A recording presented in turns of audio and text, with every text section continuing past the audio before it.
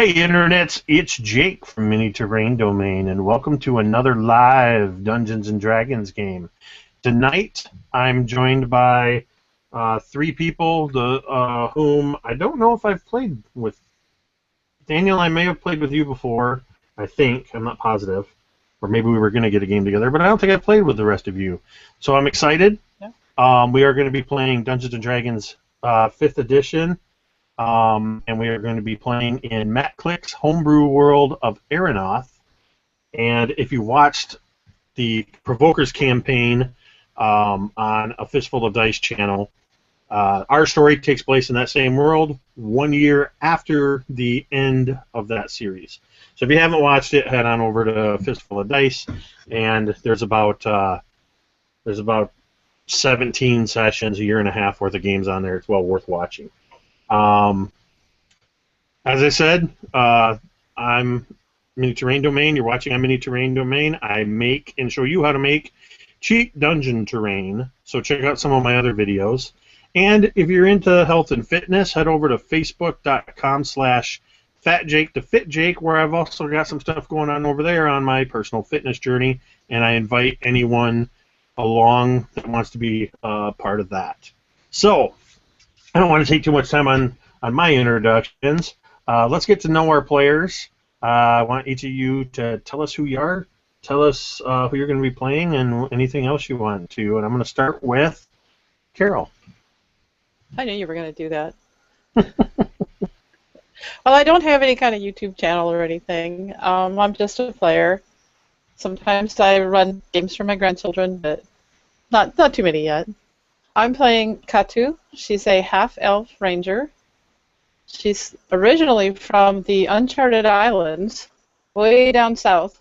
I don't know if there's much else to say about her in their introduction, but anyway, I'm playing Katu. All right, let's go to Daniel. Hello everyone, I'm Daniel. I'm going to be playing a halfling ranger by the name of Volric Aleblood. He's originally from, I believe, the Blackspire region. I believe that's the proper name. And they're sort of a Viking-type culture. And he's branched out and is trying to make a little bit of cash selling his family's ale recipe. And that's why he will be at the Wayward Wanderer. Also, separate from that, I have a YouTube channel called Dynasty, and I recently just began a campaign on that. So after this game, if you want to go look at that, please, feel free. All right, and Simon. Hi, I'm Simon. I don't really have anything to plug. This is just me playing games here. I'm going to be playing Mildrick Woodsmith. He is a forest gnome fighter. He's a little bit irritable, but he's willing to get the job done if needs comes to be, and can cooperate with people nicely. He comes from a far-off land, somewhere else. I guess we'll have to find out in the game if we ever do find out. And, yeah.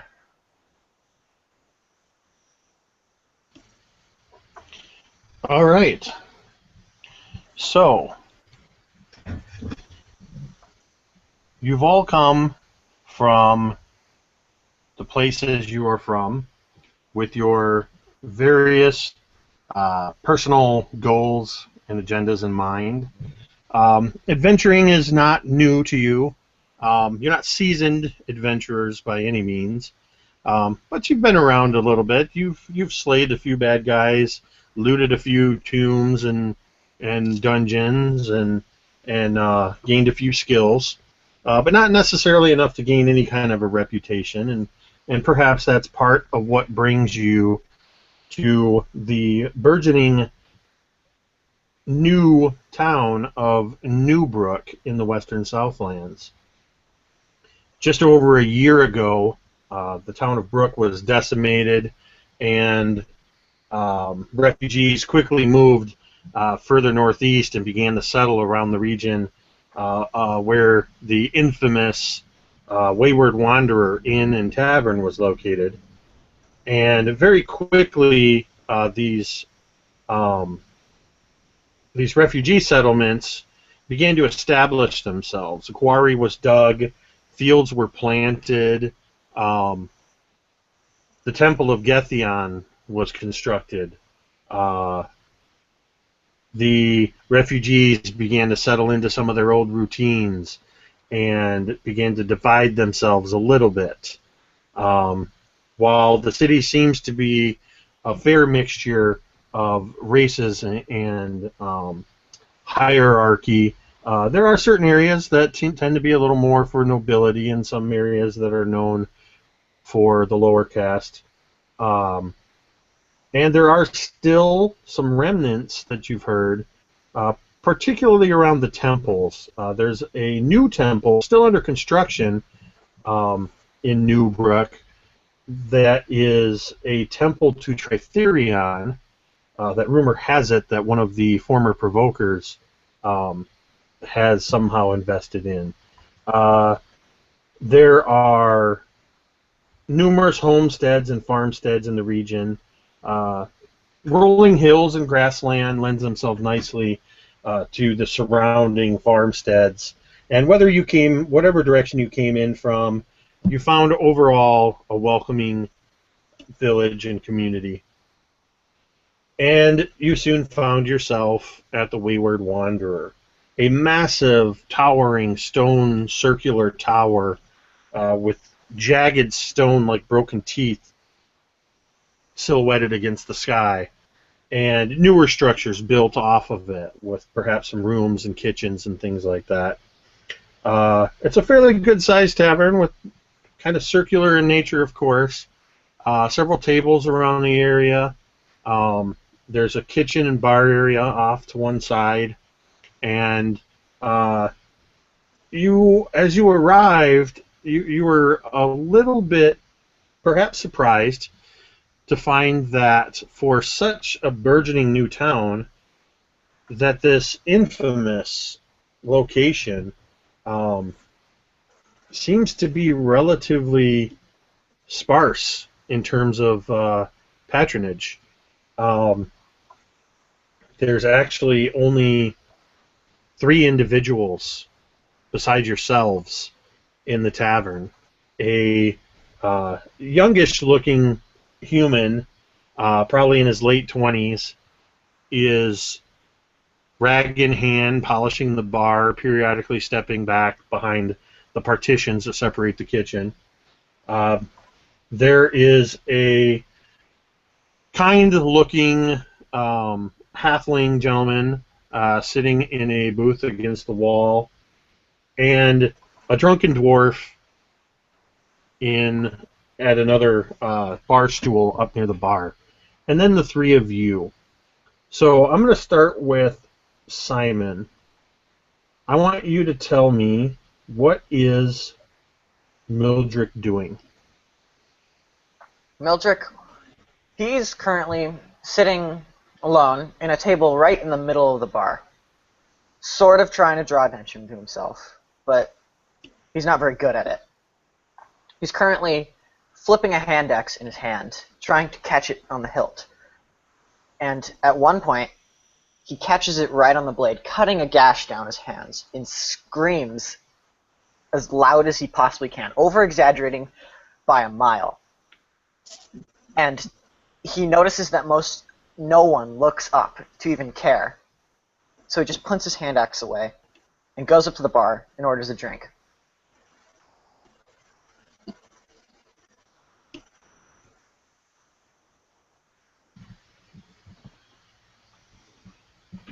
The human, when you approach the bar, he kind of looks at your hand and reaches down below the counter and grabs another kind of dirty rag and hands it to you, kind of motioning towards your bloody hand, and says, "Try not to bleed all over the place. And what can I get you to drink?" I say all right to the cloth, but I don't thank him for it. And I say, just give me the hardest thing you got. right? And he pulls a bottle and a small tumbler and pours you about 2 fingers of. You can clearly see the label is a forged whiskey, another famous drink of the Wayward Wanderer. What is Volric doing?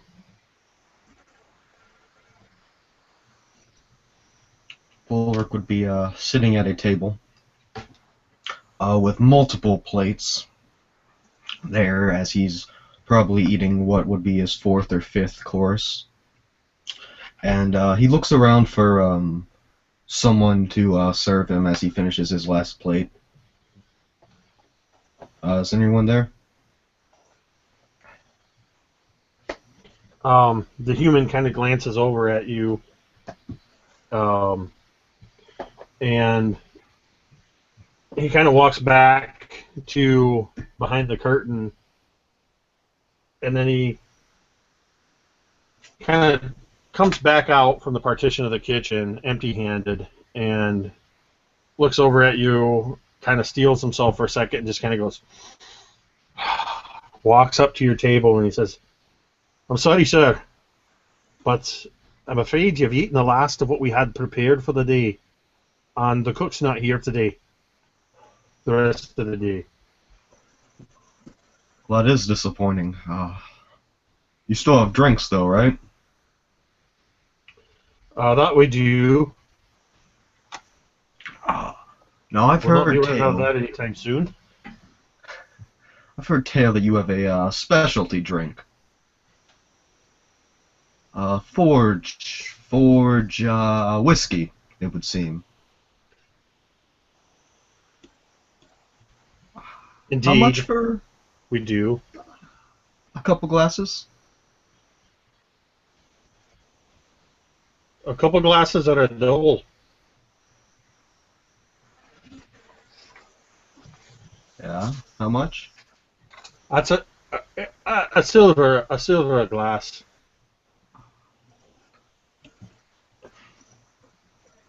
Well, I'll tell you what. Depending on how good it is, you can keep the change, and he'll like slide 1 gold coin.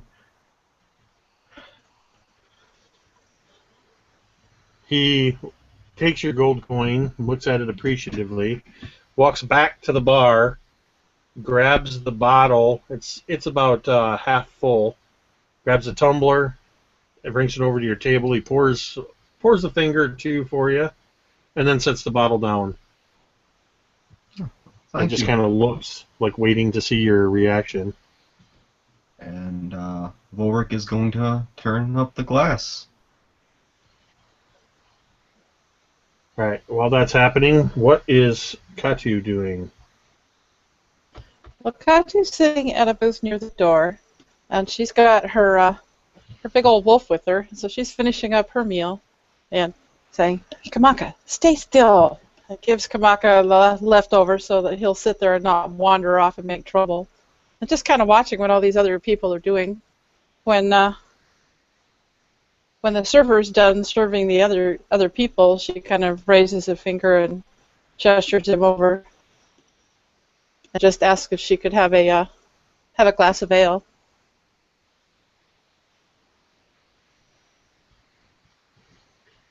And yeah, he has no problem with that. He poured a nice stout glass of ale. And how much Sorry to is break it, sir? the immersion for a second. Sorry to break the immersion for a second, but can you guys hear me okay? I can hear you fine. Yeah. Sorry. All right. There's a chance I may drop out. I just want to make everybody aware of that. If that happens, it'll only be a couple minutes, and I have to restart. My audio is cutting in and out, and I want to make sure it's not that you guys can hear me okay. Yeah. Yeah. Okay. So Okay. Sorry about that. Let's back in character. So how much was the ale?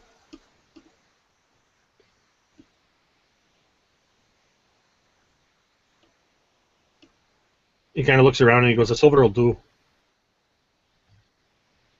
I slide him a silver and a couple of pennies with it for a tip for the ale and for the meal. I mean, I've already paid for the meal, but for the meal I just finished. Thank you very much. And what was your name?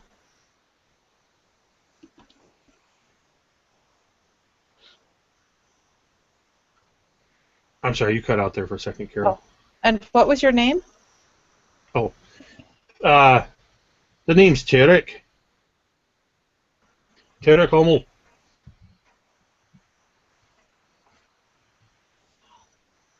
I was I'm, wondering perhaps...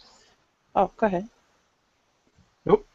Please, do continue. I was wondering perhaps if you know of any work around here or, just what's going on around Newbrook. I'm new in town. I came in just to try to make my fortune. Well, that all depends on what kind of work it is you're looking for. There's always work going on at the quarry. They're always building new structures in town. It's a bit early in the season for any harvesting. It's a bit early in the season for any harvesting. I've heard that the constabulary has been deputizing people. There's been some rather peculiar things happening in and around town, but not more than as usual for this many people gathering from so many regions. I don't know if you know this, but Newbrook isn't just what was originally Brook. We've had people from Fallhast to Shadevale, Fulham, even from Demeter and the Stone Rift coming into town. I'm most recently from Shadevale myself. My father fought in the war and unfortunately died. I'm sorry to hear that. Well, he did what he had to do. Although we miss him. That's one reason I'm out to find my own way in the world. I'm probably better at hunting, or maybe I should talk to the constable. Well, Thank you. that wouldn't be a bad idea. The constable's usually in here a little bit later in the afternoon. You might even see him soon.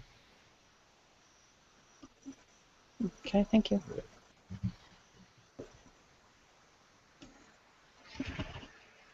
And you guys notice coming from the far side of the room where the halfling was sitting, that you hear just the faint tricklings of music. Sounds like a stringed instrument, perhaps a lute. More just like a random picking than any particular song. Mildred stands up from the bar and goes directly towards the halfling, trying to look towering over this halfling, even though he is slightly shorter than this halfling, and says, "Oh, so you're just going to make a plucking sound when this piece is going around this tavern?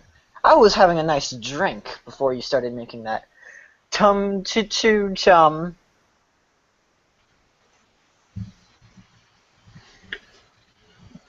You're not a fan of the music of the lute, I take it. Well, I certainly wouldn't call that music.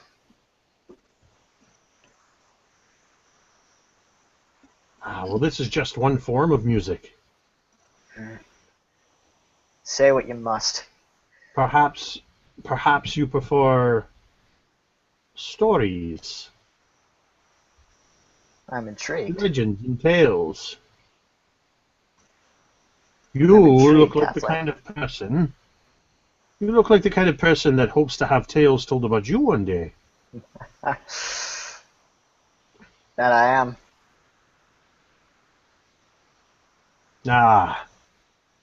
And the halfling kind of looks around the room and sees, that there's not so many people around, and he seems to be looking even beyond you, Mildred, and addressing the room at large, and says, he kind of clears his throat a little bit and raises his voice, and he says, "Did you know that this place you're in, the Wayward Wanderer, it wasn't always an inn?" Huh? And over in the back, where the dwarf is, you just kind of hear a snort. And he kind of slams his mug down on the floor, and he goes, "Aye, this shite again." And he says, "Tarek, you better pour me another ale. He's going to blabber on again about the Wayward Wanderer." I'm going to set my plate down. I'm I'm going to set my plate down real quick for the wolf to lick. Okay. The I halfling doesn't seem to pay the dwarf any mind. Go ahead. sort of chuckle at the dwarf and then look at the halfling as if I'm still intrigued. Well, just over 3,000 years ago, the Wayward Wanderer was no mere inn and tavern. In fact, it wasn't even called the Wayward Wanderer.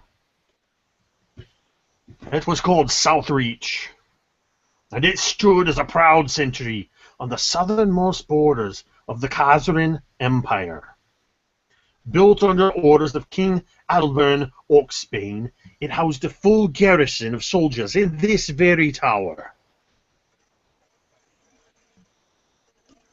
And it served as a proud bastion of the South for over 8 centuries. Even up into under the great and terrible rule of Asmunda the Undying. And eventually it was given over to a large and powerful warrior known as Ferrin the Tower, who was named Keeper of the South and given command over all of Southreach. It was said in those days that Ferrin the Tower had the blood of giants coursing through his veins. Some tales even told that he was touched by the immortal Emperor's necromantic magic. And that is how he came to command Southreach for over 200 years. During the Khazarian Civil War, when many powerful commanders joined with Eris the Reclaimer's rebellion, Ferrin the Tower remained loyal to Asmunda. Then 1 year after the Great Scorching, which was a horrific time, when much of these lands and the peoples were burned by the fiery breaths of dragon, Ferrin the Tower died defending this very tower. For a full 10 days, as untold hordes of dragons darkened the sky with their massive leathery wings, and decimated the surrounding countryside with fires hot enough to make stone turn to molten liquid, Ferrin the Tower defended Southreach with his 2-meter-long greatsword known in legend simply as the Tower's Blade. While forest and field burned for leagues around Southreach, no dragon's fire burned the tower itself, for Ferrin the Tower, with each swing of his blade, split dragons in twain and saturated the ground with their boiling blood. And those that didn't fall at his feet flew bleeding in all directions, quenching the fires of the great scorching until they bled out and died where they fell. On the evening of the 10th day, dragon corpses, piled high against the base of Southreach and scattered for miles around, Ferrin the Tower battled his last dragon. If Ferrin the Tower was the greatest and most terrible man in all of Western Southlands, then Uthelio Sanguis was the greatest and most terrible creature in all of Erenoth. She was the largest and most ancient of the red dragons, and said to have dwelt deep within an unknown volcano for over 10,000 years, and to have birthed more than 1,000 dragons, many of whom now lay dead in pieces by Farron's hands. As Euthelio Sanguis bared down on Southreach, and Farron the Tower's last stand, legend says that her great size blocked out the setting sun and cast a looming shadow that stretched from the Khazren Sea to the Sea of Helm. On her first pass, she let loose a jet of fire that was as if the sun itself had spilled over Gwyn Tyrred. Hot, stinking mist filled the air as the blood of hundreds of slain dragons was instantly boiled and evaporated. Euthelio Sanguis turned in a great arc that spanned half the region and came in for a second and final pass. When she flared her wings to a stop near Southreach, she scanned the top of the tower, searching for her quarry, but he was no longer there. At that moment, she felt a horrific sting between her shoulder blades as Farron the Tower, who had leapt upon her back during her first pass, drove his mighty greatsword into her back. Screeching with the fury of 100 demons, Euthelio Sanguis beat her wings furiously as she climbed high into the nearly night sky.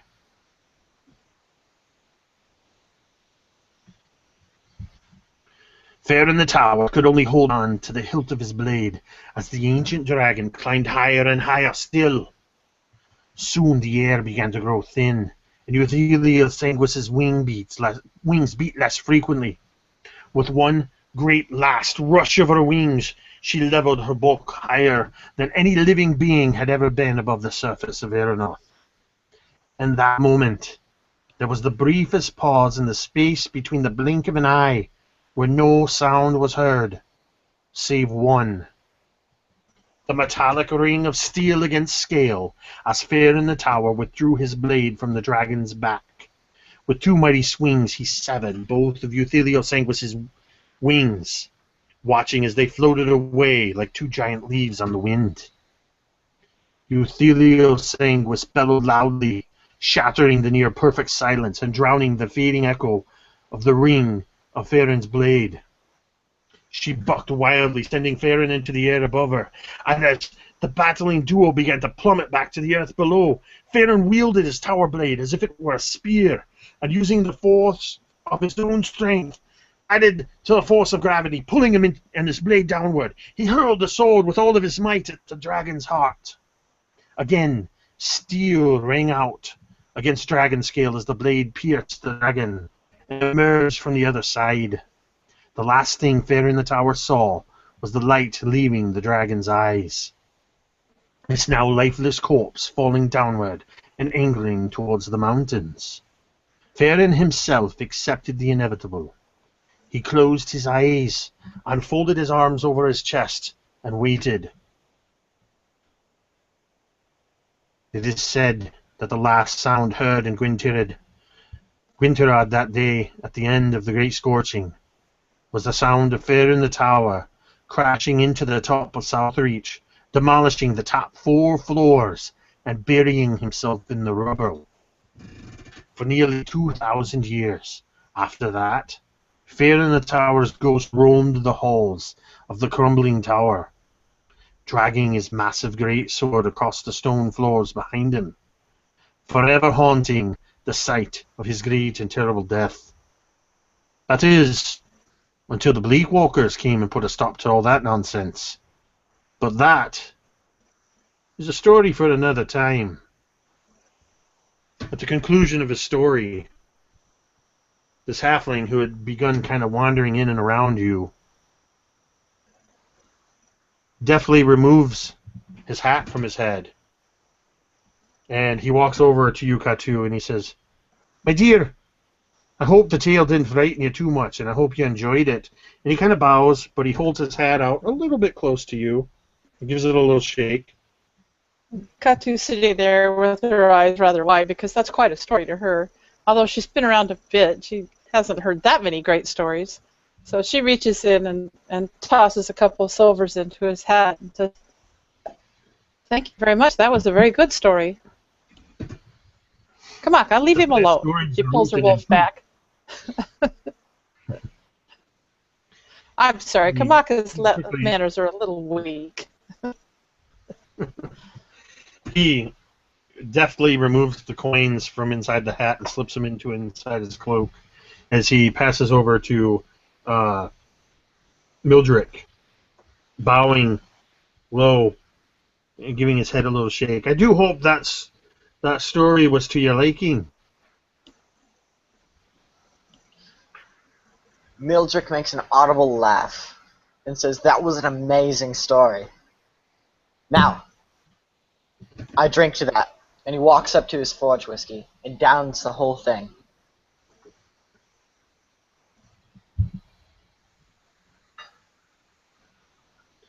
All right.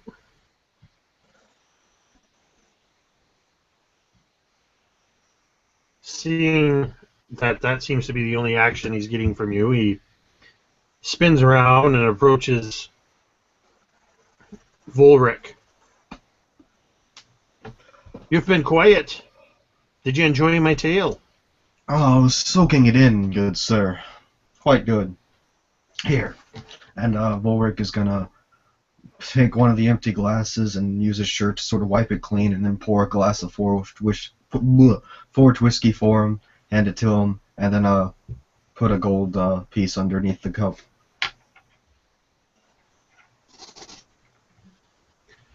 In one quick motion, he puts his hat on his head, scoops the glass up, and in the same motion, the coin seems to have vanished. So does the contents of the glass as he quickly downs it. He gives it a little roll across his hand, kind of bounces it off his elbow, and clink on the table. Bows to you again and says, "I thank you, sir." And from the corner, you hear the dwarf. "Jordan! Is that the only damn story you know? That's the fourth time I've heard that this week. And don't you come over here peddling for coin. I've given you all I'm going to give you. And you know darn well, if Rose and Rianne were here, they wouldn't let you keep telling the same story."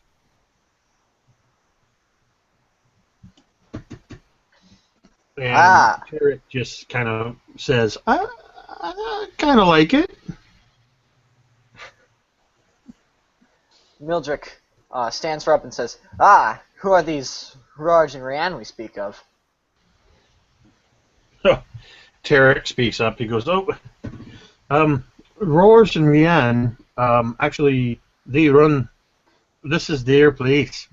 I'm sort of an honorary cousin, if that makes sense. I used to keep an inn. Small, very small place in Old Brook, and Rose and Rianne had business to tend to, and asked me to watch over the Wayward Wanderer, and that's what I've been doing for the past month. And you've been doing a terrible job of it, says the dwarf. You've got this place filled to the brim with patrons. Mildred laughs with the dwarf. I just kind of smile. And the halfling, Dalton, says, this is true, but I hear that there are other tales weaving themselves on the streets of Newbrook even now.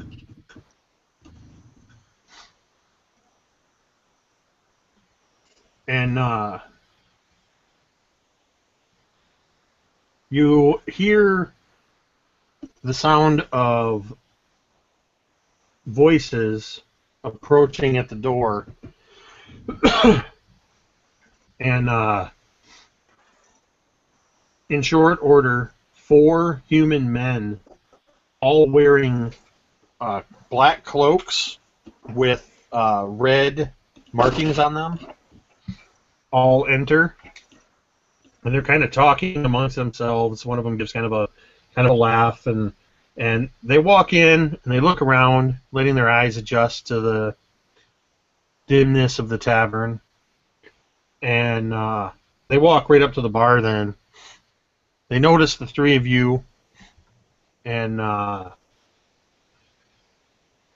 one of them says, Tirek, 4 ales. And you better give us each a shot to Ford's whiskey too. It's been another day, I'll tell you that.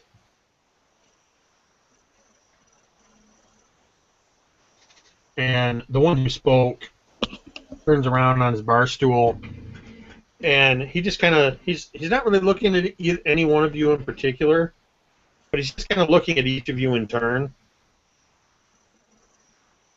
His eyes linger for a moment on Katu's wolf at her feet. He cocks an eyebrow, but then looks over at Voldrick, and then over at Mildrick, and finally he settles over on the halfling. Says, "I suppose we've missed your tales already, Dalton, eh?"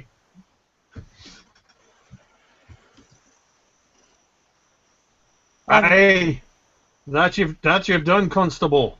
But fear not, I'll be telling the story again. And perhaps, and he looks around the room at you three, perhaps some new stories.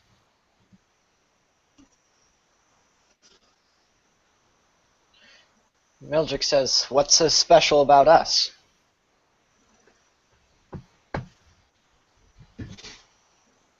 Strangers in town.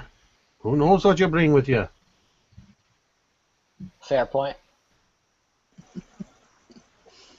You've got the wear of dust on your feet, dust on your cloaks.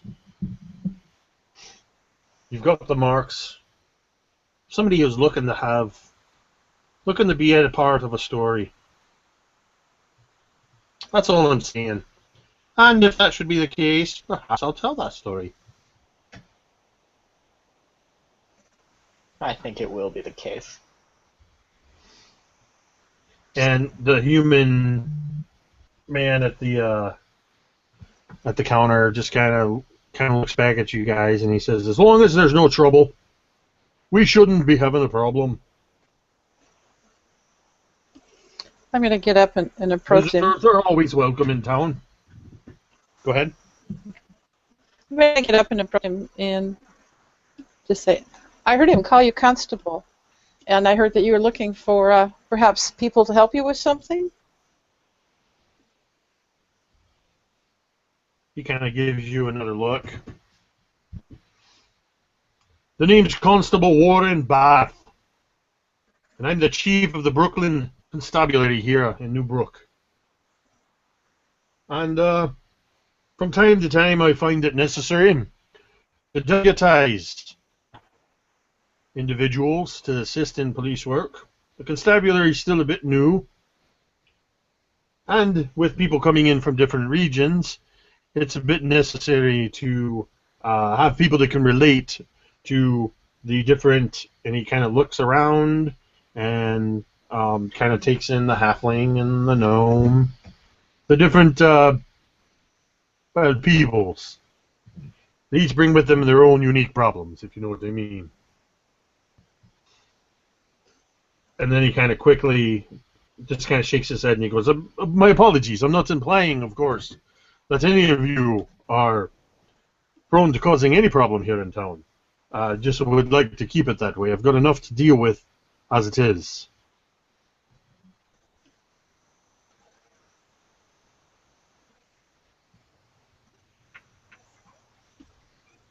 What is it that brings you here into town? Well, my father died in the war and lost. He was an elf from Shadevale, and my mother was from the Uncharted Islands, and she chose to return home recently. So I'm looking for employment. Aye. Sorry to hear about your father. Many good people died in those wars. What kind of skills do you have? What kind of work is it you're looking for? Well, I know the woods and hunting. I can fight a little. We can always use fresh meat and protection. The constabulary maintains all law enforcement here within the city.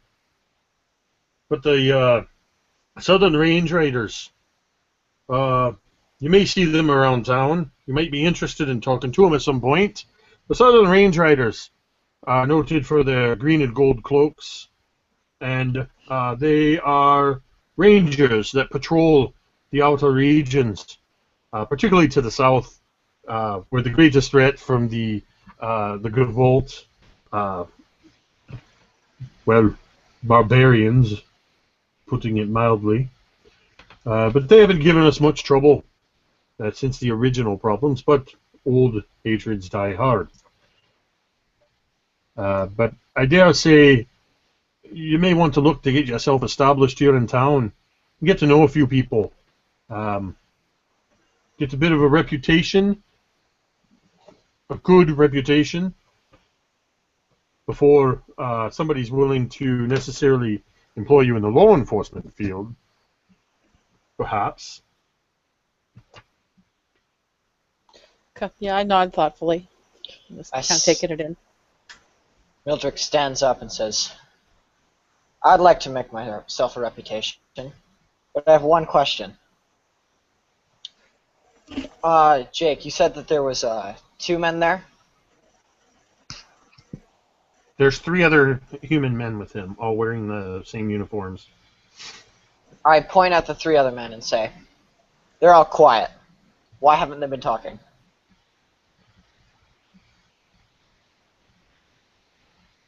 I am not their keepers. I don't like quiet. They are deputies, and at that, the 3 of them turn around. I say, and I don't like the ones who seem to not speak. They usually have, I don't know. I don't like them.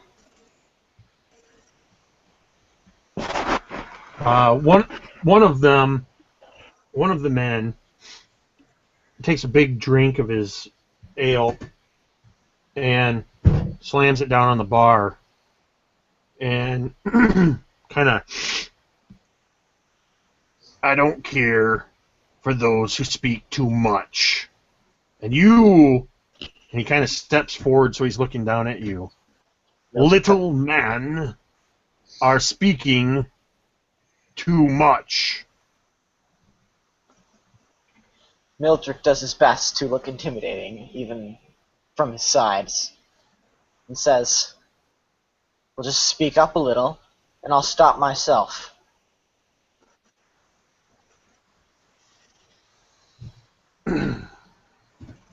One of the guys standing next to him starts to take a step forward, and Constable Warren,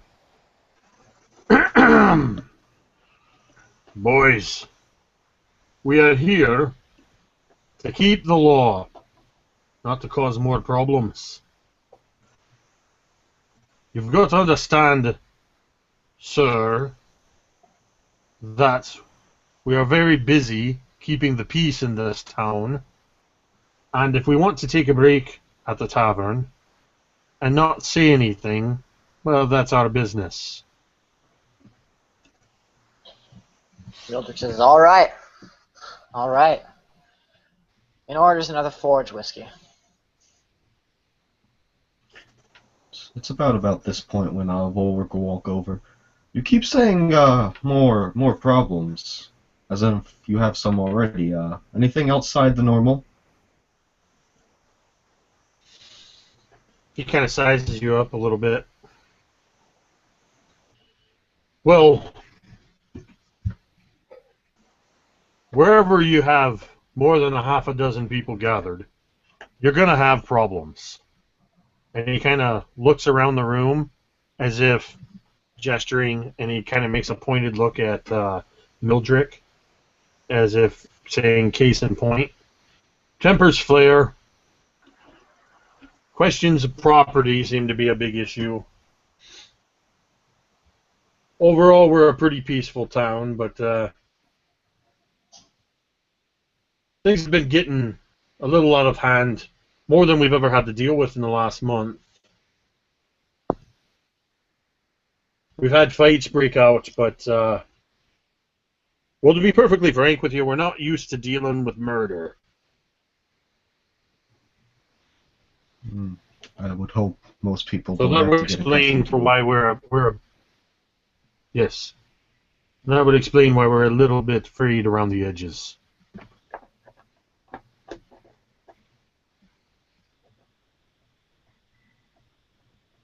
Well, as And much as I hate to go be ahead. one to push. Oh, sorry. Whose murder?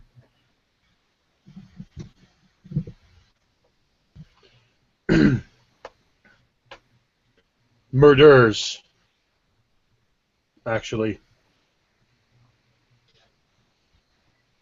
We last night had to deal with the sixth murder in the last month.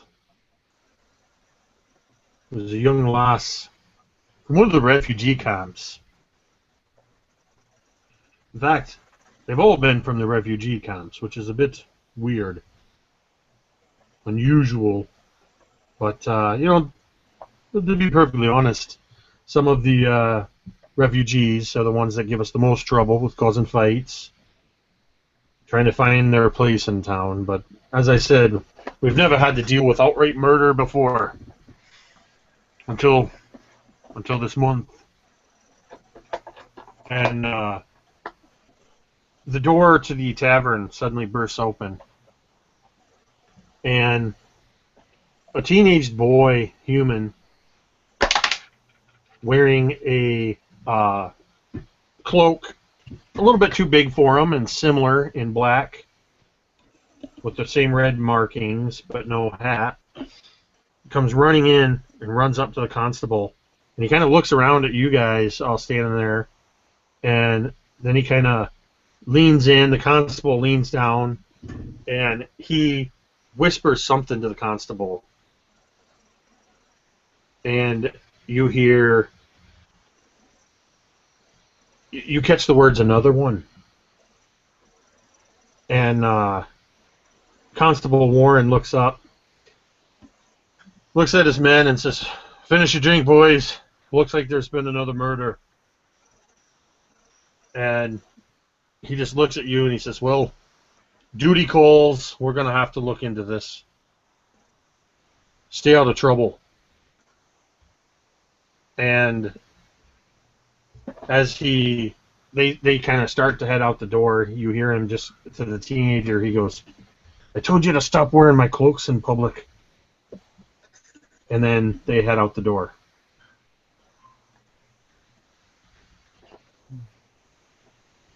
I think I'm probably going to follow him.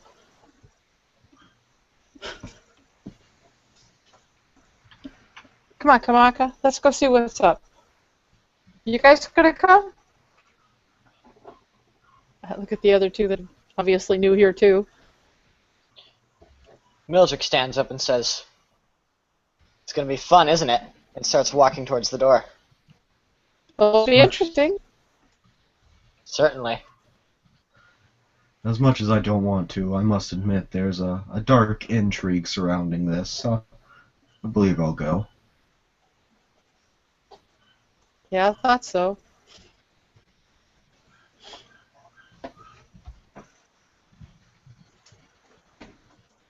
You guys hear me? Yeah, I can hear you. Yeah. All right. This is what I was afraid of. Every one of you sound like in Star Wars when they're listening to the assault on the Death Star, and everybody kind of sounds like robots because they're going through the magnetic field. All of your voices sound like that to me. You've been let's go slightly ahead and off at times, but not bad. let's go ahead and take a quick break. I'm going to have to restart. You guys should be able to stay in the hangout, and then I'll just join back in. So we'll take a quick break and let me get this audio issue sorted. All right.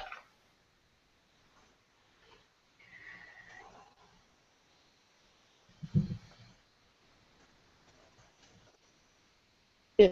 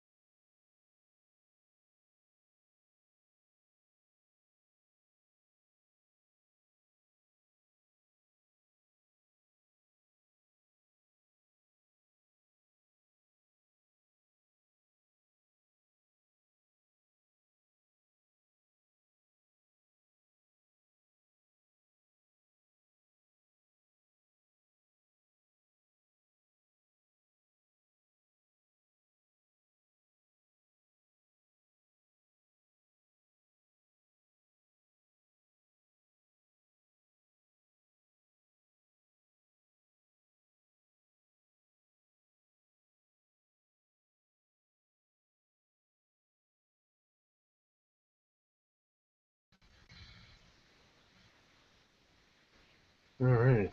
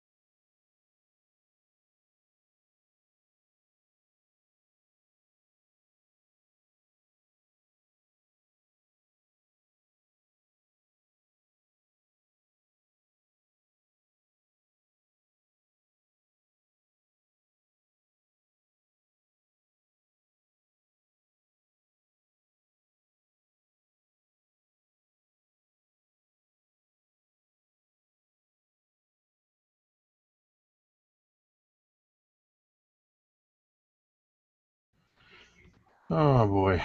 All right. Hopefully, I won't have too many more of these audio problems.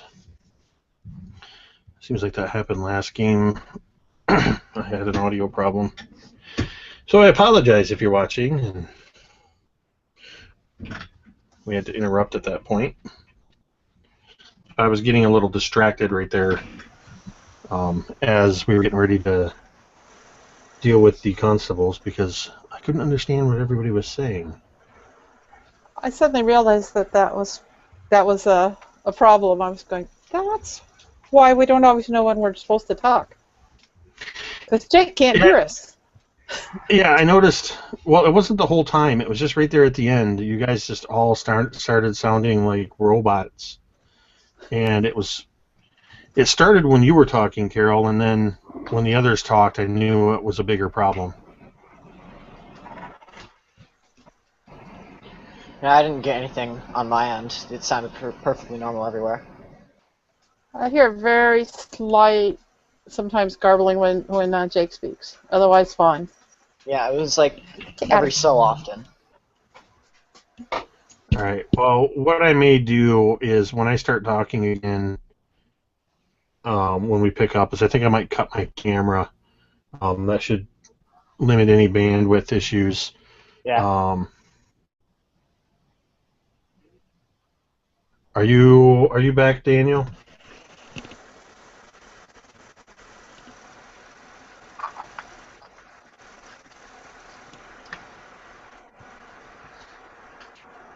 All right, so yeah, while we're waiting for him, did Mornblade Gaming says awesome robotic voices. I wonder, did those robot voices come through on the live feed, or was that just what I was hearing? I don't think they went on the live feed. I went and talked to someone who was watching. They didn't have any trouble with the audio. Oh, we can hope not. Yeah. Well, hopefully it won't be an issue going forward. I'm gonna cut my camera. That should limit bandwidth, and then we can continue. So, just to refresh before we pick back up here, I think what I heard you say was you guys were all following the Constable, and perhaps somebody reluctantly. So, if you guys want to pick up at that point and just repeat what you said, so I can hear you as non-robots, then we can continue. All right. Alright, sounds good. Sure. So I think I probably started it. Mm-hmm. Yeah. And I'm like, oh, I want to go and see what's up, basically. You guys want to come too? And looking at the two other new people. Yeah, and I stood up quite interested, saying this is going to be quite the adventure, walking straight out. And as much as I don't want to, there is some dark intrigue surrounding this, and I'm interested. And Dalton, the halfling storyteller, is right on your heels with a notebook and quill in hand, and he says, "There's bound to be a story here." Mildred lets out an audible groan. So, as you follow the Constable and his posse out, the teenager begins, rather than following the road that kind of curves to the west or east and then north on either side with buildings and homesteads all along the way, he kind of leads around the backside through a footpath around the backside of the Wayward Wanderer and up just a few hundred feet. There's a large cluster of buildings that have been cobbled together, and you kind of come around the west side of that building into a large, kind of like a town square that is probably a couple hundred feet square, and there's a few buildings clustered around here, and you can see now another few hundred feet ahead, the road becomes a crossroads, and you're heading north along this for another, right kind of to where the center of Newbrook is this crossroads. And then he leads you to the east down the road and cuts back through some buildings again, and there's a clearing, there's a few trees kind of behind some of these buildings, and one of the buildings is a wagoner's, and you can see where there's wagons are being worked on, lots of crates and barrels and stuff behind some of these businesses. But this also seems to be the location of one of the wells in town. And it's at this point that you notice that there is a cluster of people gathered around to the side of this well. And as the constable and his men approach, the constable calls out, all right, the constabulary is here, make way, make way. And the crowd kind of parts. And as they part, you can see that there is a figure on the ground next to the well, kind of leaned up against the well, actually.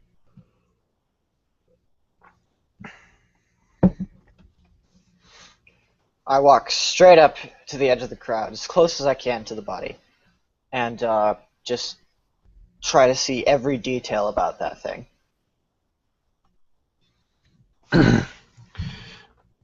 So you don't have any trouble kind of wending your way through the crowd. There's probably about 30 or 40 people kind of gathered around. And already some of the sheriff's men or the constable's men are telling the people to,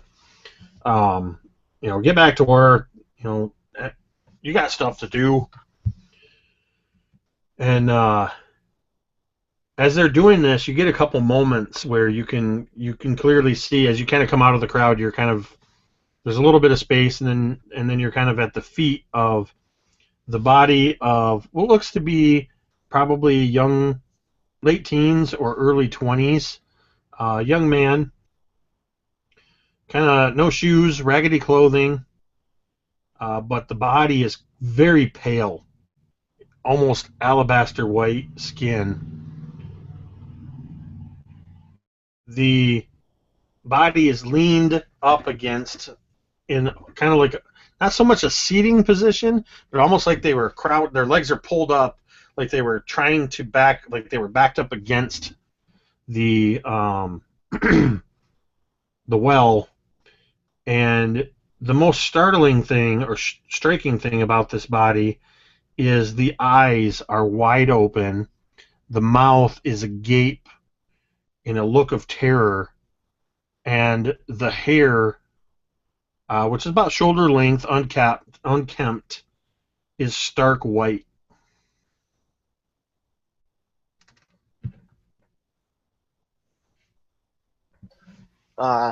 Mildred will look to the constable and say, "That doesn't look good. You need to do something about that." He kind of looks down at you, and then he kind of looks back, and he's like, "You should get back with the others, and I'd think you to not tell me how to do my job." No, I just wasn't telling you how. I just said you should get it done. Well, that's what we're doing. Good. They've all looked like this. Ooh, that's eerie. This is the 7th one. 7? That's a lot. Alright. And he starts to take a few paces back. You can see that the constable's men, they don't really seem to be assessing the body so much as they're just trying to gather, or rather get the crowd away. The sheriff is the only one that's kind of directly looking at it. What are Volric and Katu doing?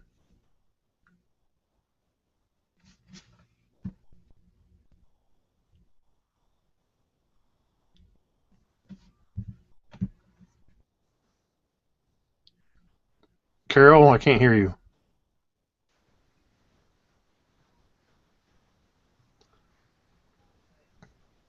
Don't tell me I lost audio. Nothing.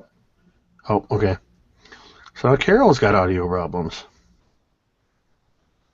I don't have you on mute. Yeah. Oh. Oh, there she is. There you are. I can hear. Is that working? Yep, we can hear you now. Okay, sometimes if I'm off the wireless doesn't work right or what. Anyway, yeah, I'd followed him up near the body, and so I'd gotten a look at it also. I just kind of winded through the crowd behind him with my wolf. Yeah, you also have an easy time moving through the crowd, mostly because people are partying because of the wolf.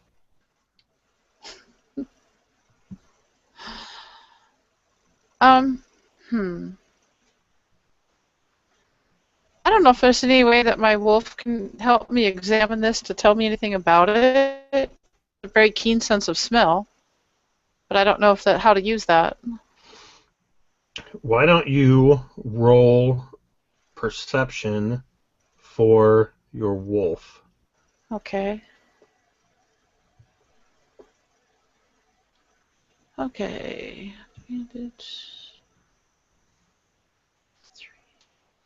His better roll was 15. He has advantage on perception regarding the smell.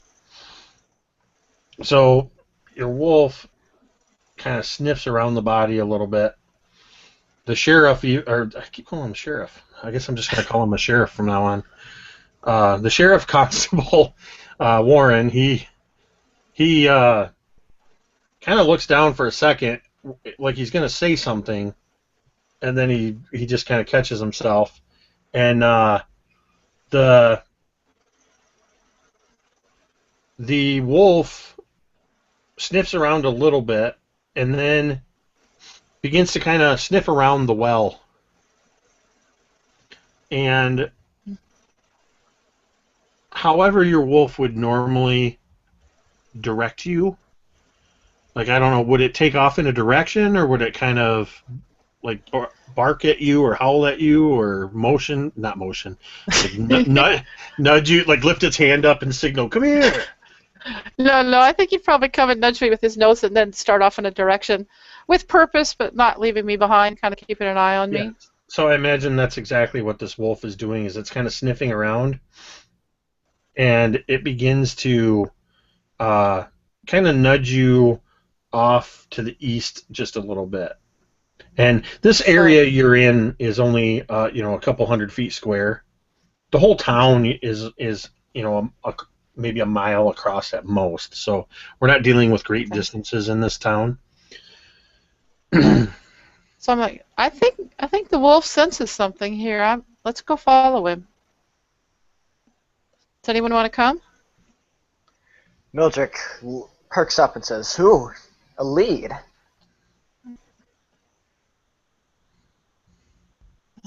What about Volric? What's Volric doing? I didn't realize I was on mute. Sorry about that. Volric is gonna sort of eye your wolf and be like, doesn't...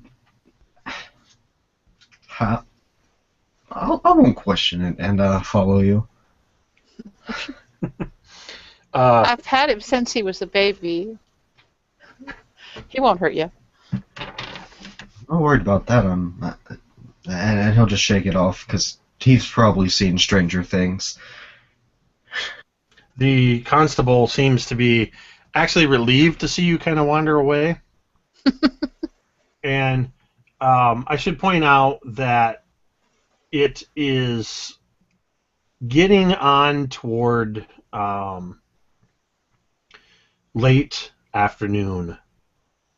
By the time you guys had traveled to the Wayward Wanderer and you'd been in there for a while eating and drinking, that it's late in the afternoon. Just to kind of give you a sense of what the day is like. And your wolf kind of leads you around to the west, or to the east a little bit, where you're behind some buildings. There's a handful of trees here, and it kind of sniffs around one of the trees, and it begins to sniff around another tree, and then it moves to this last tree that's kind of just north of where the well is, and in this clearing immediately behind some of the buildings. And all of a sudden your wolf just starts growling, and it actually puts its front paws up on the trunk and begins growling up into the tree. So do we climb? I knock an arrow. just getting ready in case anything's happening. And I'm like, well, Kamaka says there's something going on up there. Are you a climber? Well, sure. And I begin to climb up the tree. I'm looking up the tree real carefully to see if I see anything.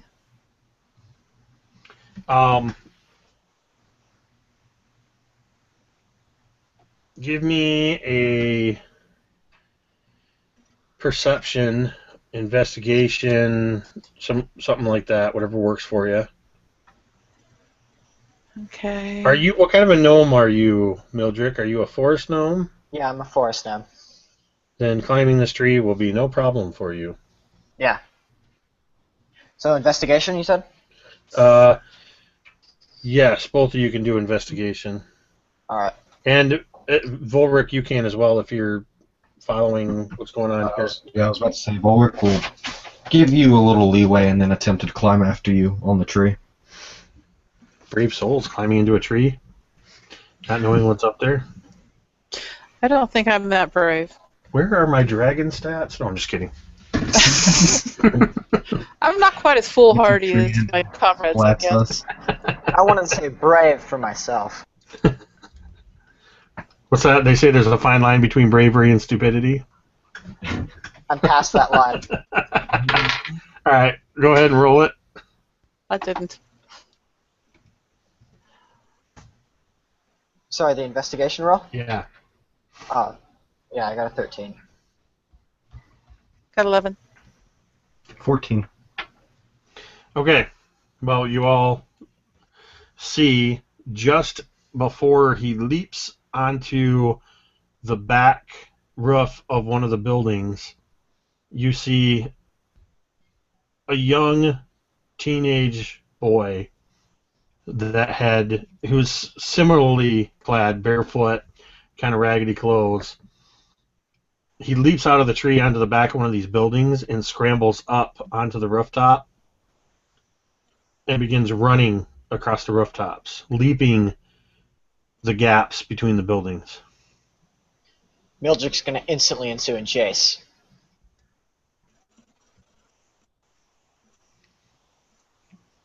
Katu, what will you do? Oh, man. I'm going to follow on the ground the best I can. Okay. Maybe with Kamaka to help me figure out where he's going, because he can also hear very well. And then Volric, are you continuing up the tree as well? Yes, sir. All right, so Mildred, you are able to get on to leap across. I want you to make a dexterity check because as a gnome, this is a pretty far leap. All right.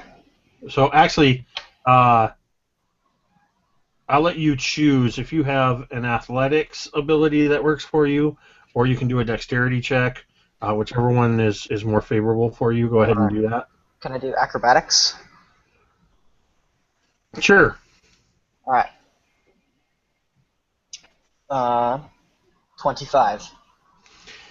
You definitely leap from a branch, and in fact, as you run across this branch, I imagine that the springing of the branch is not that great. You're relatively lightweight, but it's just enough as you leap that it springs in your favor, and you give almost this graceful flip, and you land on the roof, and are able to scramble along behind him. He has just leapt onto another building, and he's kind of heading back to the south along these rooftops. And he's looking frantically over his shoulder. And Volric, I'll need you to make the same check for if you're going to leap across to the building. All right. That's a 25, yeah. Yeah, again, you have no problem whatsoever getting across to the other side, and you kind of grasp a hold of a timber that is kind of off to the side and just use it to swing your momentum around so that you can just naturally continue moving forward in this chase across these rooftops. Katu, I want you to give me a. Go ahead and give me an intelligence check. Why don't you go ahead and I'm going to say survival. Okay. Give me a survival check. Sounds good. That would be 14. So as you see these two new companions of yours deftly leap from this tree and begin chasing this scrawny teenage boy across these rooftops, and you see the direction in which they're heading, you quickly scan the clearing and think about where you came into this area from, and you realize that as he's running south, he's either going to have to leave the rooftops or he's going to begin continuing east, because there's an intersection there, and if he heads east, he's only going to be able to make it as far as the crossroads. Unless he plans to run in a loop across these rooftops, he's going to have to either head east or leap off. So you have to make a quick decision of what you're going to do.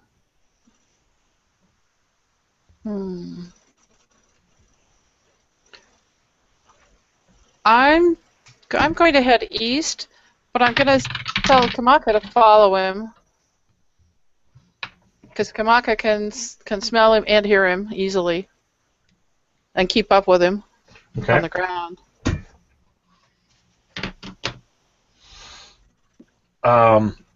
Mildrick and Volric, you do not need to make checks to leap across these roofs. The buildings are fairly close together. What is your speed? Are both of you at 25, 30, 35? Any bonuses or anything I need to know about? I have 30 feet. 25. All right. Go ahead. I would like to cast Tasha's Hideous Laughter on him. All right. Go for it. All right, so he needs to make. That's a check, right? Yeah, it's a Wisdom saving throw on his end. All right.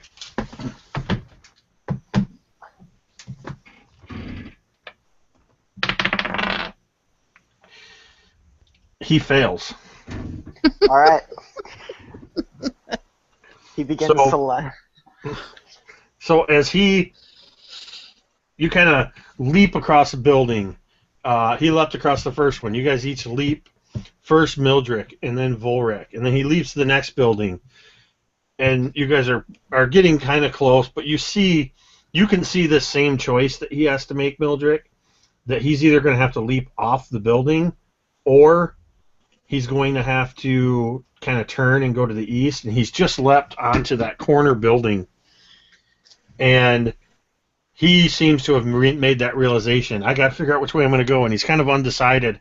And he spins around to face you just as you hit him with this spell.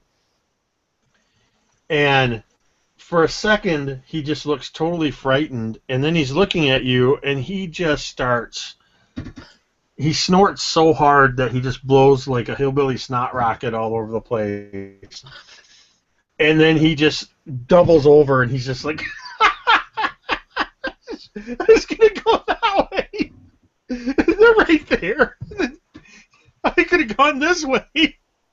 He's like, I don't even know why I'm running from them. And he's just laughing so hard. And I need him to make a dexterity check. And with a 6, he fails.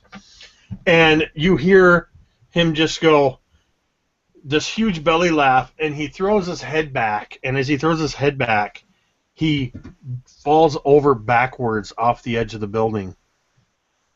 Oh. And by this point, Katu, and what's your wolf's name? Kamaka. Kamaka. Okay. Katu and Kamaka you've come around between two of the buildings to kind of head him off, figuring whichever way he goes, you're going to be close enough to adjust. Mm-hmm. Just as you hear this laughter coming from the rooftop, and you kind of hear it, and then you see this human boy as he tumbles backwards off of the roof, and you watch as he falls the 15 feet from the rooftop. And let's see if he's lucky. Natural 20. He falls square into a horse trough. That could have been bad for him, and possibly your investigation.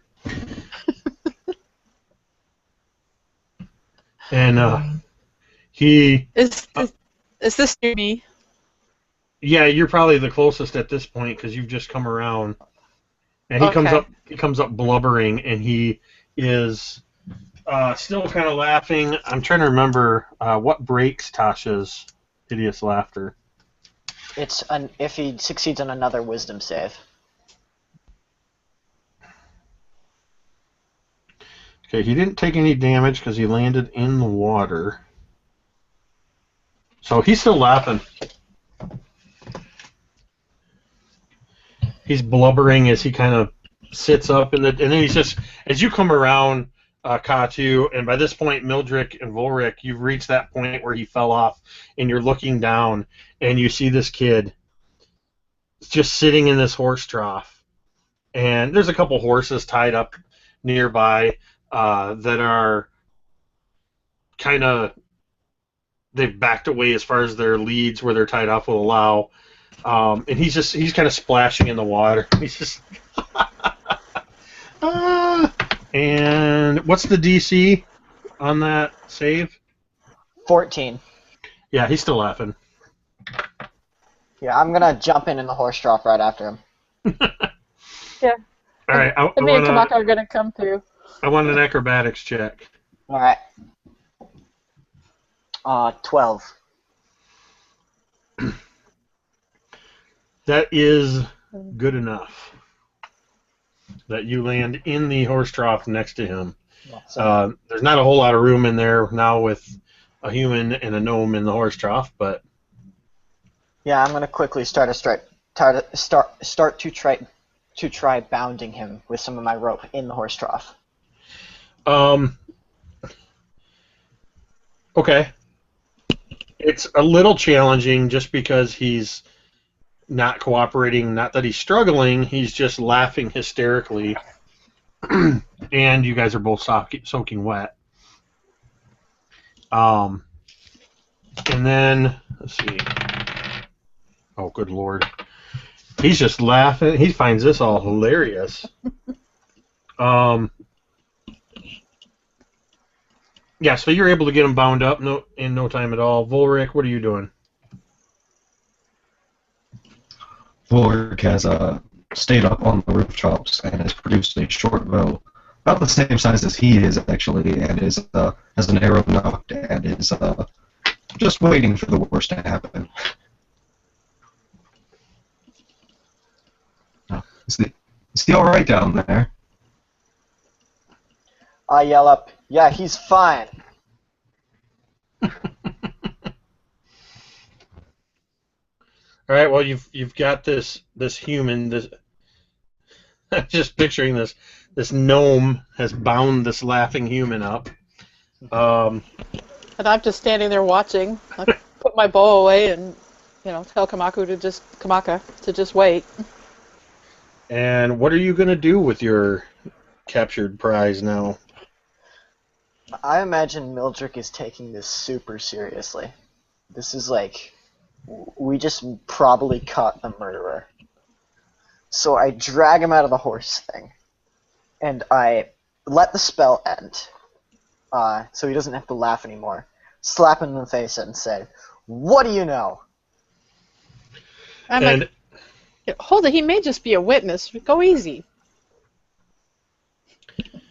And you see this teenage boy who, now that you're up close, you can see that where he fell in the water, he already looks cleaner. It's clear that he was fairly dirty when he left the tree and you were chasing him. And you can see that he's probably looks like he's about 15 years old. And as you let this spell end, his laughter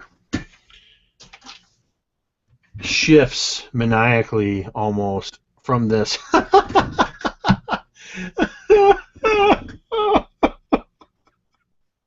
And he just begins sobbing into his hands.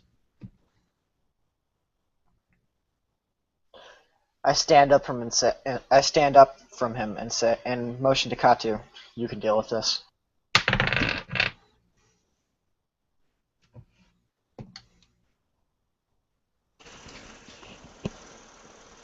Okay. So I have the wolf stay back a little, and I go up to him, and I'm like, "Well, what did you see? What happened? If you're innocent, we won't hurt you. But we need to know what happened." He kind of stops. He's still shaking a little bit, and he's like, he wipes his eyes and sniffles, and he just kind of looks around at you, and he goes, That was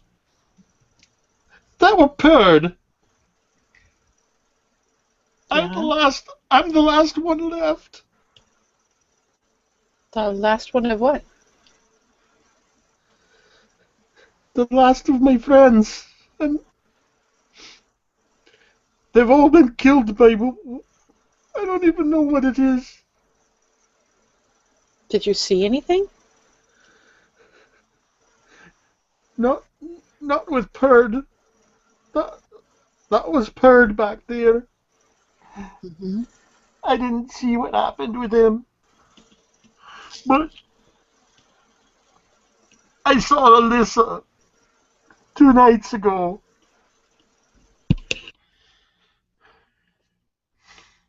And he begins sobbing again. Easy there. I'm going to hand him a cloth to wipe his face with, in lieu of having a handkerchief or anything. Mildred, are you guys still in the trough, or did you take him out of the trough? I took him out of the trough. Okay. He takes your cloth, and he kind of looks at it almost reverently for a second, and then looks back at you like, are you sure? You can have that. And he says, thank you. And he begins to wipe at his eyes and his face, and you can almost instantly see the filth and the grime coming off on this rag. And as he wipes himself, kind of wipes his tears and some of the water away, you can see that his eyes are red, not just from crying, but they're bloodshot and sunken, and it looks like he hasn't slept in days.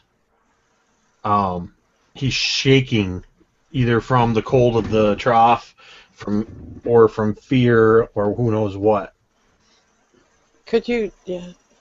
And what is your name? And he goes,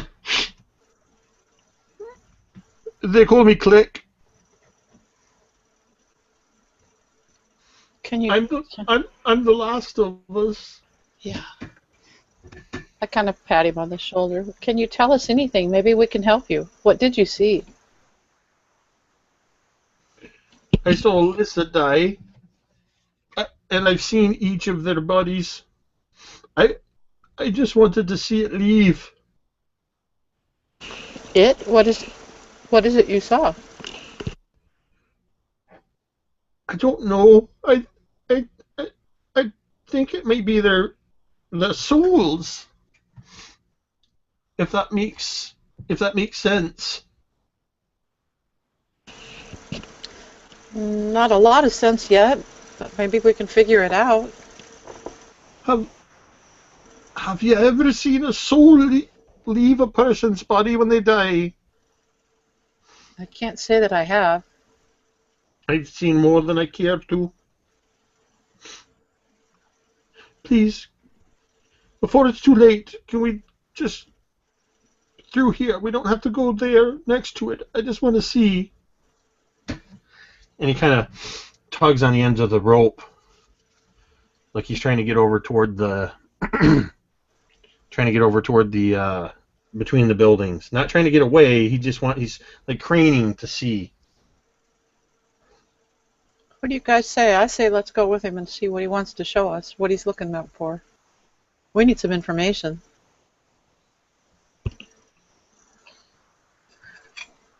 I say we see what he wants, and then we I don't know, take him to the sheriff, I guess. And Katu, you hear from the direction of the well, kind of through the buildings, and it's what would only be about 100 feet or so away. Hold on one quick second. There's somebody at my door, and nobody's answering it. Super quick second. Sure.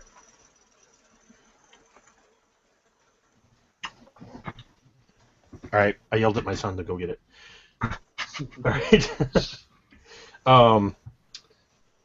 He was expecting somebody.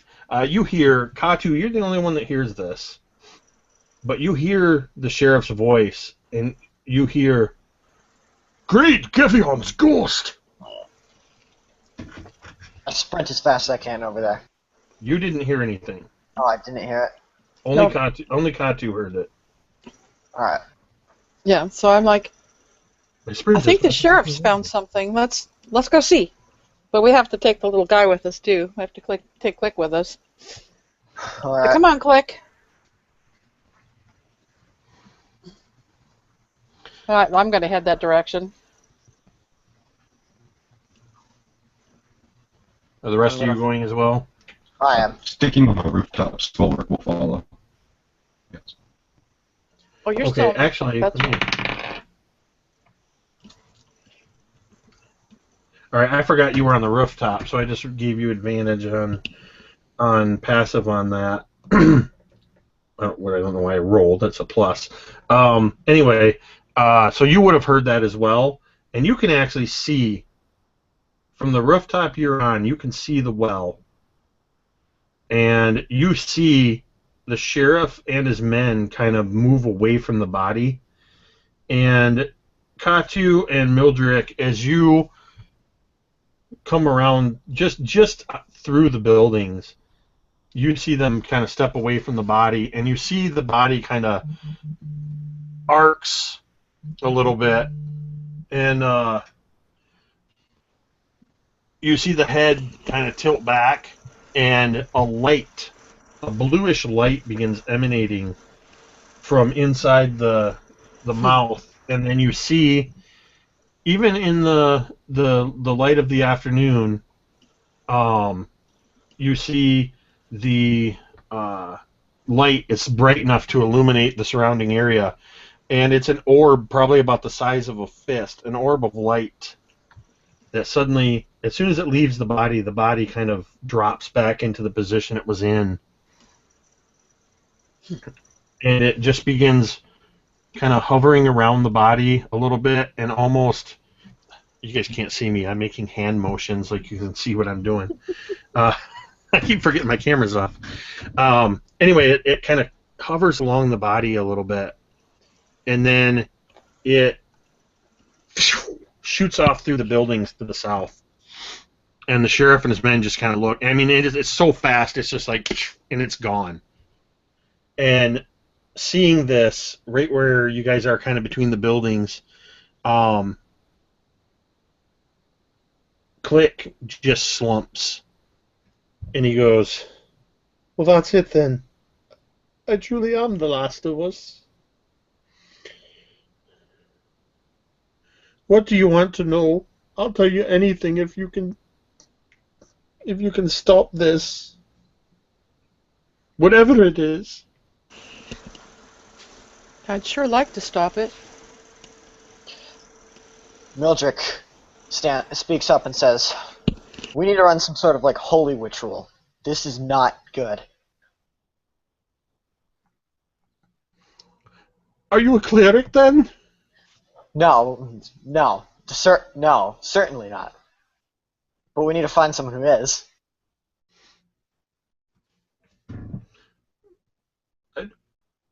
I haven't actually gone into the temple. I've been too afraid to do so. It seems a very good idea to me. You stay with me and we'll do what we can for you. And he kind of looks at you and he looks down at himself, all tied up with rope, and he says, I'll stay with you anyway, but I don't really have a choice.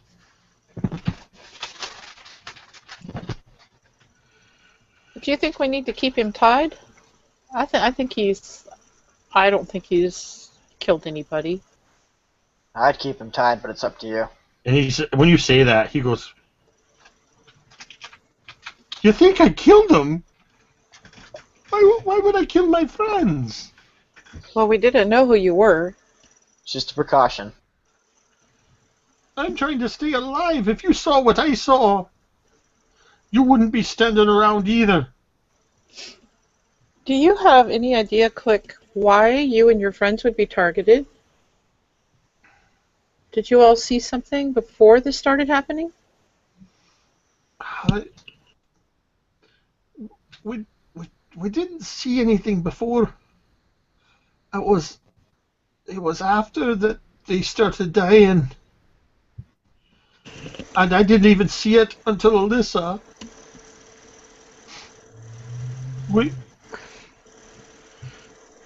Look, we're all refugees. And most of us, our parents died in the war, and we just came here to Newbrook hoping to find a new life. And the best we've been able to do is the refugee camps. And we've all set up, we've been living for almost a year in the tents outside of the Temple of Gethion. And we just started roaming around, hanging together. It was Jeb's idea to call ourselves the Parabolonti. I don't know what language it was, but he said that it meant gamblers or risk takers. And so we would just get up to no good. We didn't do no harm, really. We just take things that were unattended, put them elsewhere, practical jokes.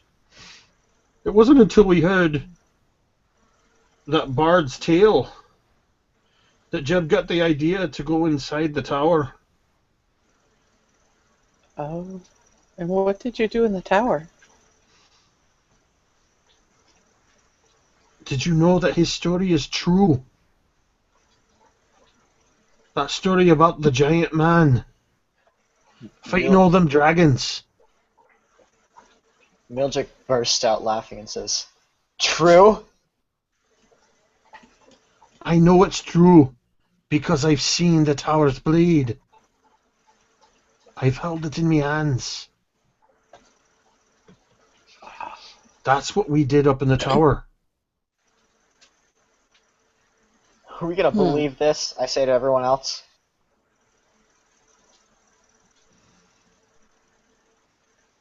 He says, I saw that giant's ghost kill Alyssa.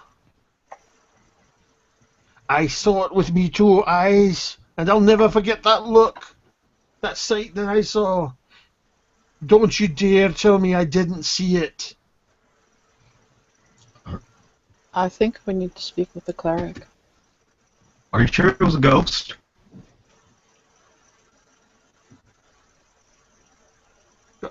And he seems kind of shocked by this question. He's like, I can't imagine that he's real. And he just sort of vanished after he killed Alyssa.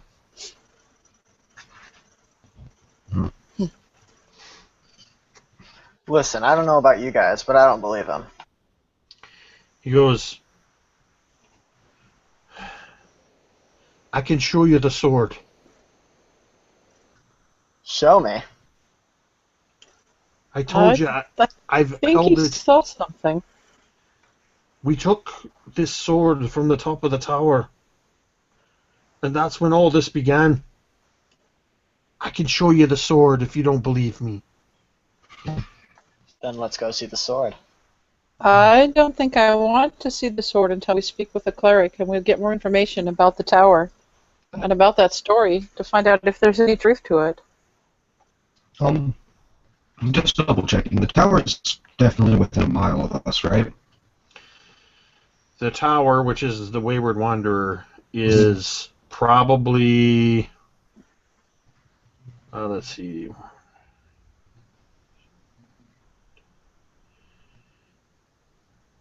about a quarter mile away. Alright, so I'm going to spend a spell slot to use my primeval, I'm not sure how to say that, awareness ability, and I spend the next minute concentrating, and I can sense any undead within 1 mile, or apparitions, dragons, celestials, elementals, fae, fiends, the whole shebang. I'm getting his sound broken up, by the way. Yeah, your sound is breaking a little bit, Daniel. Alright, I'll lower bandwidth. So you're... That is... What is that sense that you're using? Is that a... 92, primeval awareness. Primal awareness. Primeval, yeah.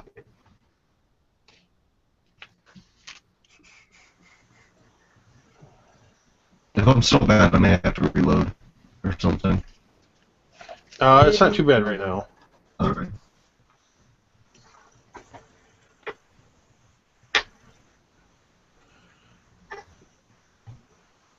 Aberrations, celestials, dragons, elementals, fae, fiends, and undead. Okay, so you do your concentration, and I'm sorry, I gotta look at that again. Does it tell you you can sense them, or do you know what they are? It doesn't reveal the creature's location or number, so I imagine I could tell what it is. Yeah. You can sense whether they are present within 1 mile. Okay. Yeah, you can sense undead. And you sense it actually. The feeling is most concentrated kind of south of you, but you actually get a slight sense of undead all around. It's real subtle, but in every direction you can kind of sense within a mile of where you're standing, which pretty much covers all of Newbrook. You get a slight sense of undead and quite a bit stronger to the south. And you're picking up just a hint of dragon. South is towards the Wayward Wanderer, correct? That is correct. And Click says, look, if you really want to speak with one of the clerics, the sword is buried in the orchard behind the Temple of Gethion. Trust me, it's not a trick. I don't want it anymore. I'd put it back if I can, but I can barely lift it myself. I say we go to the Temple of Gethion. We could get a cleric there and check out the sword. Do you guys think Gethion or Trithurian would be the better god to go to? I don't know. I'm not one with the religions of the area. Yes, I keep 2 different gods, but maybe both. One of them's got the answer, right? I'd assume. And Click just says, the Temple of Trithurian isn't even finished yet. I don't know if there are any clerics there, but I think that's more of a dwarven god. And he says it almost like it's a dirty thing.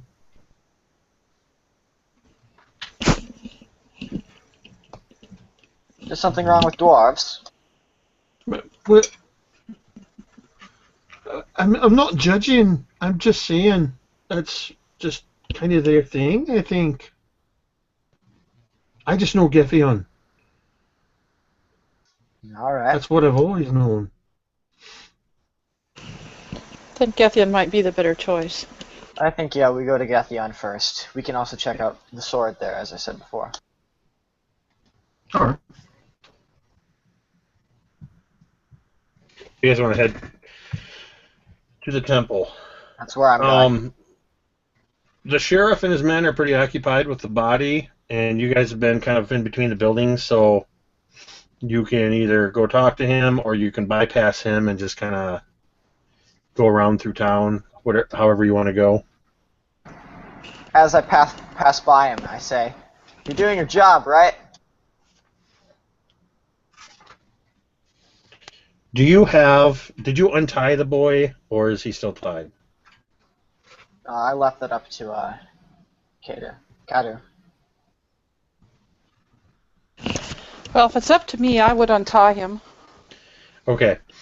Then if he was untied, as you begin walking by and you say this to him, he just kind of looks at you and he goes, "Don't worry, Gnome. We're doing our job." And he just kind of looks at this dirty kid and kind of soaking wet, but he doesn't really give him a second look after that. Yeah, and I give a thumbs up towards the sheriff, the constable. So you guys are able, within 10 minutes, you're able to cross to, you end up cutting through the alleyways and you hit the street that runs north. And then just to the west of there, there's a little bit of a crossroads. The road heads north out of town, and you can see immediately to the west, maybe another eighth of a mile away is this large stone structure that's very clearly a holy temple. All around on either side of the road, there's hundreds of tents that are set up. And beyond, mostly to the west, but beyond the temple, you see fields that have been planted. It's early enough in the season that most of the crops are fairly young. And that also immediately behind, and the bigger portion of the farmland is orchards behind beyond that area. And you actually see that by now it's later in the evening, the sun is getting low, and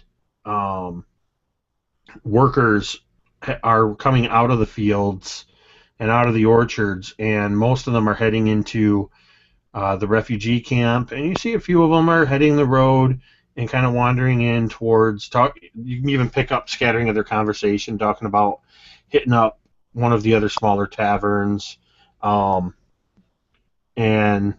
it looks like it's that kind of time of day where people are ending their shifts and heading away. So as you approach the walk and kind of cut through the refugee camp, a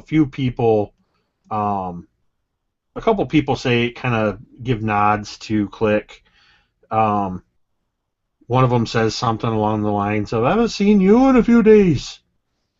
And about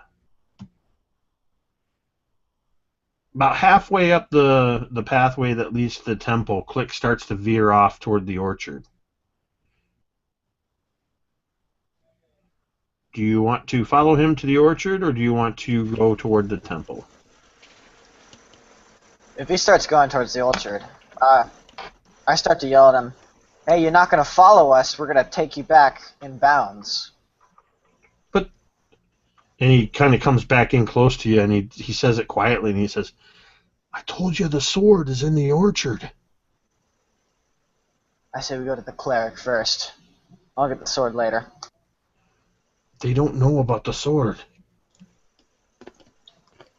Alright, here's a plan.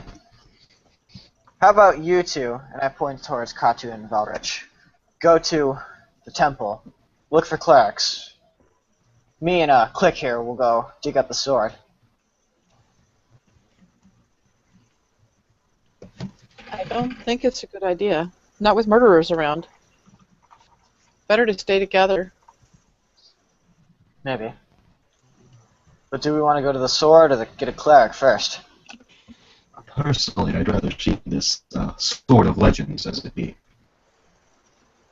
Yeah, I would like to see You'd it rather myself. see the sword? I'd like to see it, but I you know, those kids saw it, and they're dying. It seems to Yeah. me that some protection would be a really good idea. Yeah, but digging up the sword and maybe And giving it back to them will change everything. maybe you'll just be the next to die. I'm willing to take that risk. I think I'm a little bit tougher than the average kid here.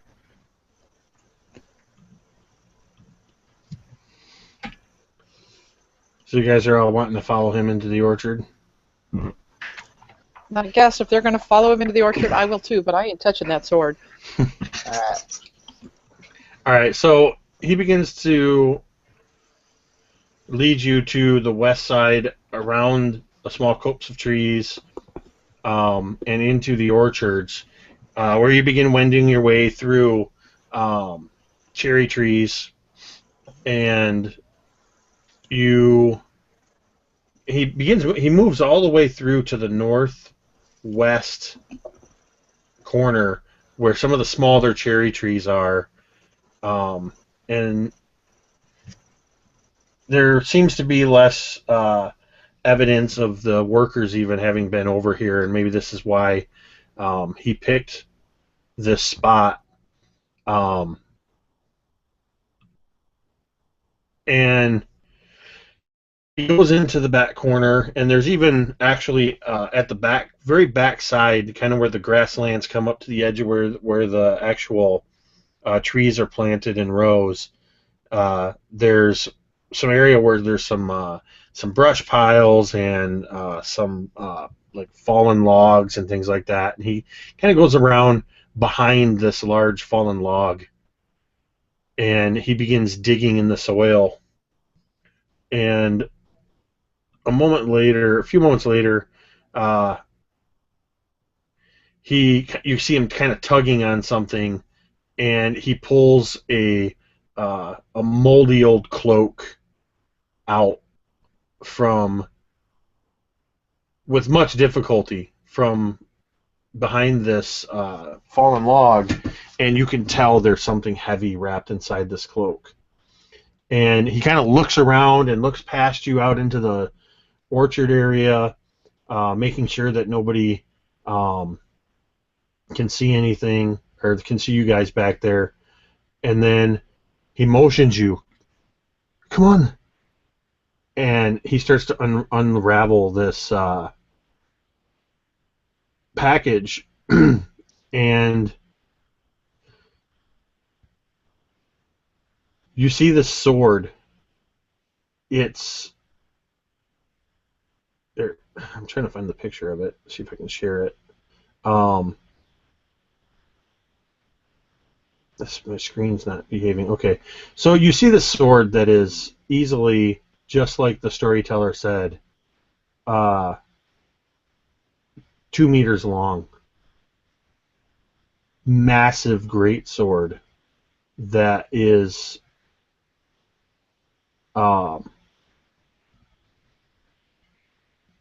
in fact, why don't you, anybody that can, give me a history or arcana check. Okay.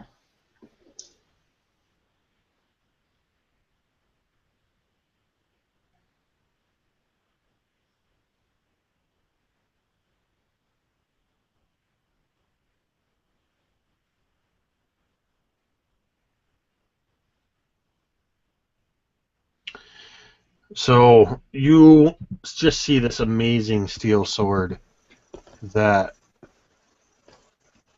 it is actually rippled with different kinds of if you've ever seen like a Damascus steel sword, so you know that kind of patterning that it has, that's kind of what this blade looks like. It's got different types of metals in the blade. The handle is of ironwood, and you actually see that the pommel, you recognize it as the silhouette of the Wayward Wanderer. And in the crossguard are 2 blood red rubies.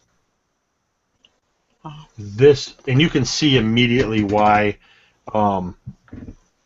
this sword would have caught somebody's eye. And Click looks up and he goes, "What? To be honest, the only reason Jeb took it was we thought we could sell it and fetch enough money for all of us to be able to afford real houses. I mean, one of these alone, I could practically build a castle." And he points at one of the rubies. I kind of shake my head and say, yeah, but at what cost, Click? I understand the motives, but sometimes you just got to be careful. I need everybody to make a perception check.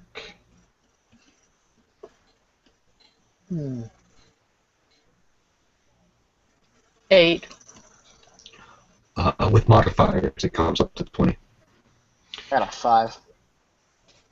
So, Mildred and Katu, you are, as you're listening to Click and you're kind of watching this, Volric, I imagine you're kind of maybe a little bit further away from the other two, and still close by, but you're closer to the orchard, and maybe you're just kind of scanning around and keeping an eye open, and that's why you notice that a few rows away in the trees you see a blue orb of light kind of hovering and wending its way through the tree branches. And a moment later, you see a second blue orb of light.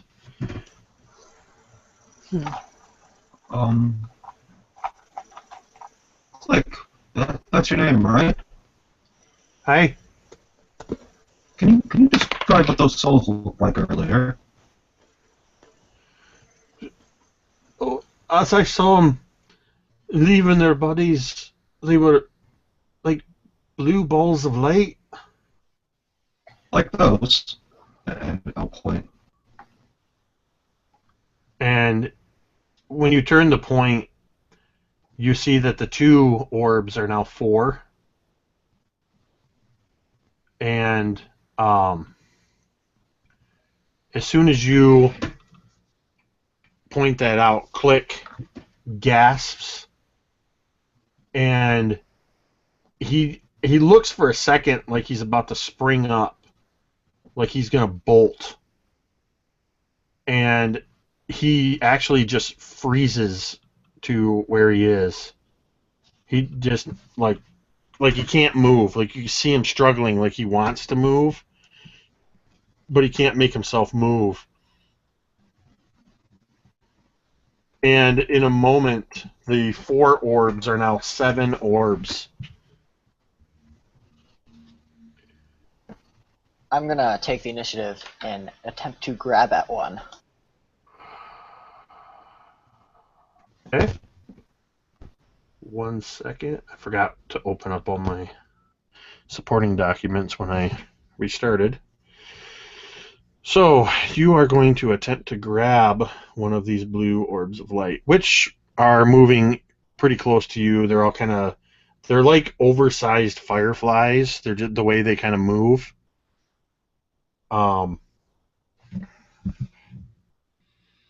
Make a dexterity saving throw. Alright. Or, yeah, make a dexterity saving... Or, not saving throw. I don't know why I said saving throw. Check. Alright. As you're trying to grasp this thing. Alright, that is a 21. Alright, so you succeed in grasping this. It looked at the last second like it was going to dart out of the way. And as soon as you grab a hold of it, you just get jolted with electrical energy, and you take 15 points of electrical damage as this thing just zaps you. Well, at least we know what to do now.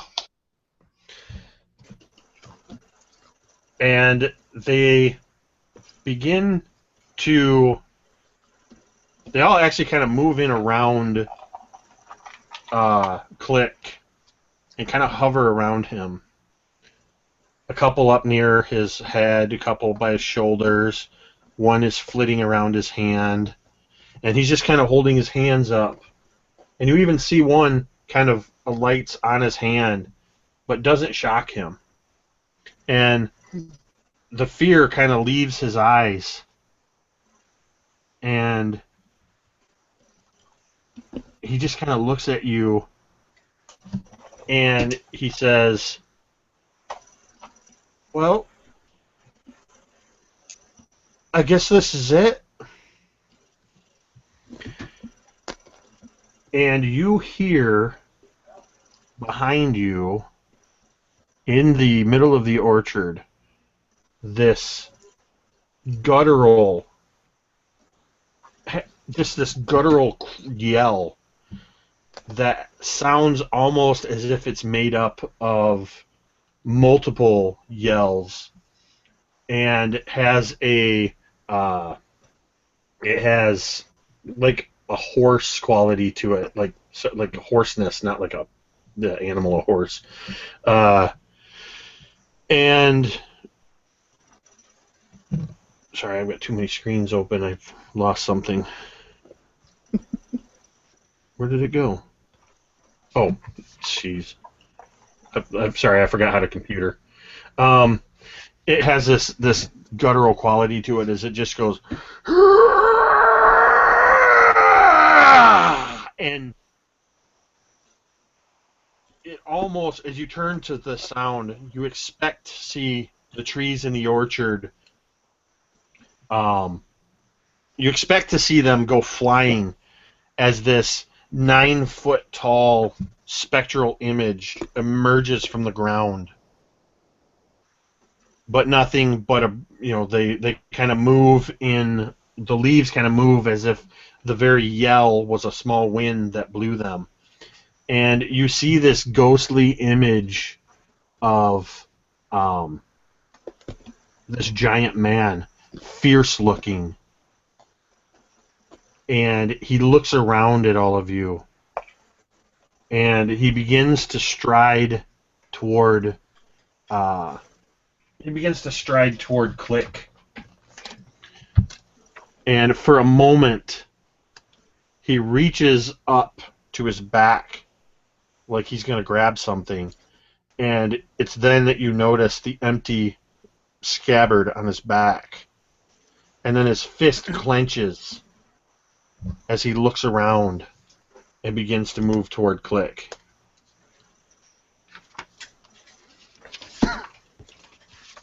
And I would like everybody to roll initiative.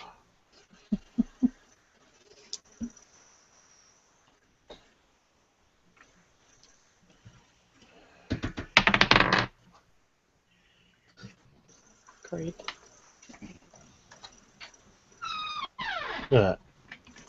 2 hours and 15 minutes into the game before we rolled initiative. Pretty good. I got a 5.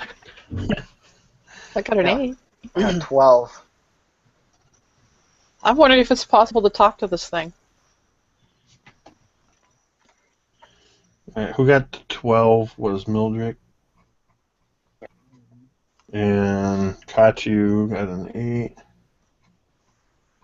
8. What'd you get, Volric? 5. Oh yeah, that's right.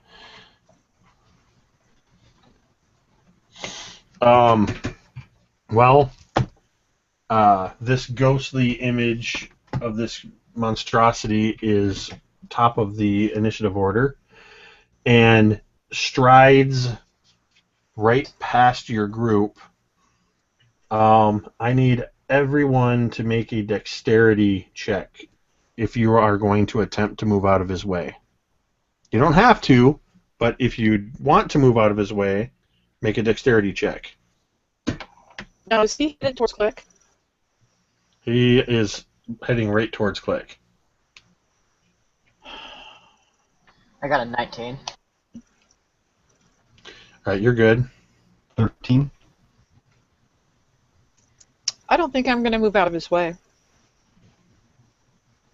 I'm going to stand in front of Click.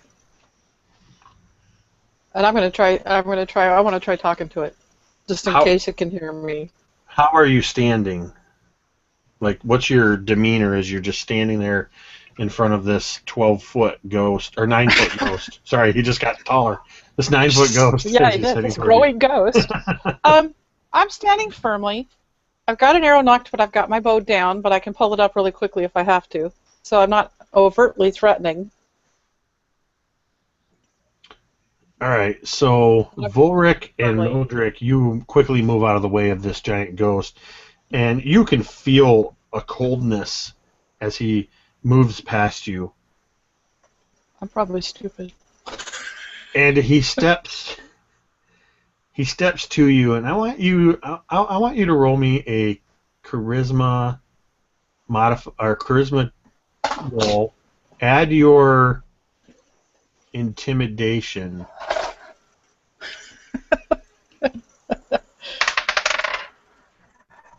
That means a 14. That's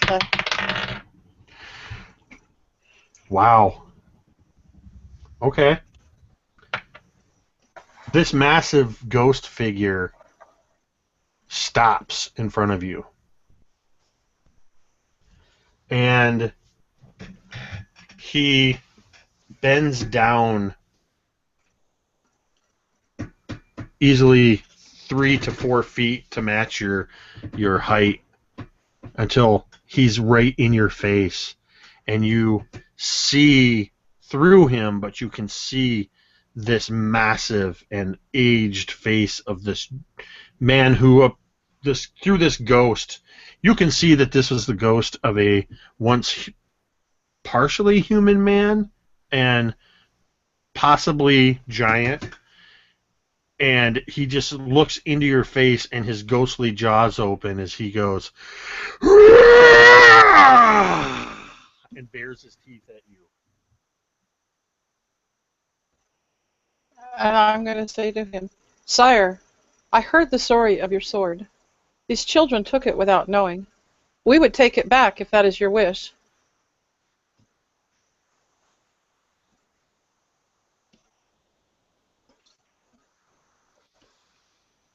I will have my blade. And then he reaches over your shoulder and points at Click. And his life. He is but an innocent who made an error. Why would you need his life? I would that you spare him. They will all pay with blood. Everyone who has fouled my tower with their stench will pay with blood.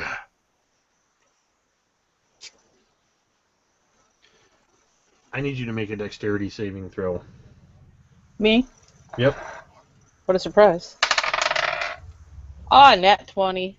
Oh. Plus 4. You see you just sense, because he's down in your face as he's saying all of this, you see that sudden motion that when you know that somebody's tensing up because they're about to strike. And you are able to, why don't you tell me what it looks like when Katu dodges out of the way of this ghostly fist that came around from the right side to try to swipe at you. Well, first off, I hear Kamaka like take a breath in, and I know something's happening, and so I just, as quickly as I can, I just throw myself backwards, and actually in a backflip, and just flip out of his way, or roll off to the side and stand up with my bow ready again. By that time, Kamaka's growling. And so, as you kind of flip backward out of the way, you actually landed just on the backside next to Click of the log. So you're next to Click with the sword on the ground in front of you. It is now Mildrick's turn. Alright, so I'm going to attempt to come up to the 9-foot tall beast and just pull on its leg till it falls over.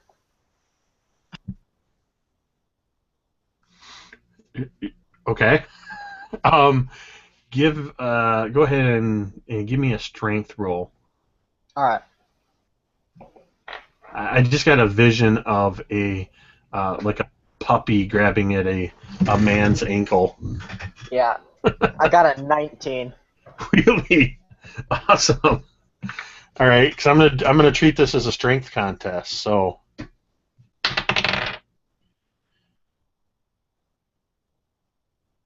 you're not able to knock him down per se, but as you're grabbing on this ghostly leg, it's a weird sensation because it's spirit, but it has almost this corporealness to it, where your hands kind of sink in just a little bit, and but you feel something. Like grabbing at a cloud or something, but you tug on this, and it actually causes him to stop moving forward. I want you to I'm going to have you make a Constitution saving throw. All right. That is a 18. All right. You actually you feel these tendrils of cold, dark energy that are emanating from where you've grabbed him begin to almost wrap themselves around your arm, but they're not hurting you yet. So that is going to be your turn. I think what we're going to do, Katu, you're actually up in the initiative order next, because that last action you took was actually a reaction. Okay. But what I want to do, because of the way you have hold of this ghost giant, is we're going to call this basically he's restrained.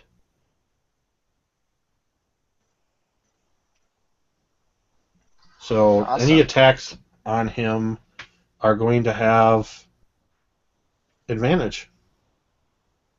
Awesome. All right, so Katu, you are up if you wish to attack. First, quickly, I'm going to ask Click, is there any chance you could grab that sword and head for the tower? And let me see. Oh, okay. Something about your voice and the way you've been talking seems to have kind of broken him out of his state of shock. And he quickly, without saying a word, he quickly grabs the cloak, and you can see that he's struggling with this thing because it's slightly taller than he is, and he kind of wraps his arms around the cloak at the hilt and begins running along the edge of the orchard, dragging the sword behind him, and he begins running south. Okay. That didn't use up my bonus action, did it? No, that was you basically just talked to him. Okay. Because I would like to cast Hunter's Mark. So. Okay. That's true. So I'm like, okay, Mark, and I pull back my bow, and I guess I shoot. Oh, that's right. I get to do this with advantage, huh? Yes. And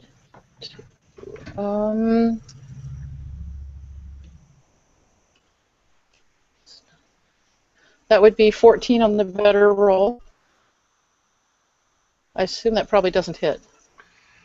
No. You actually see your arrow.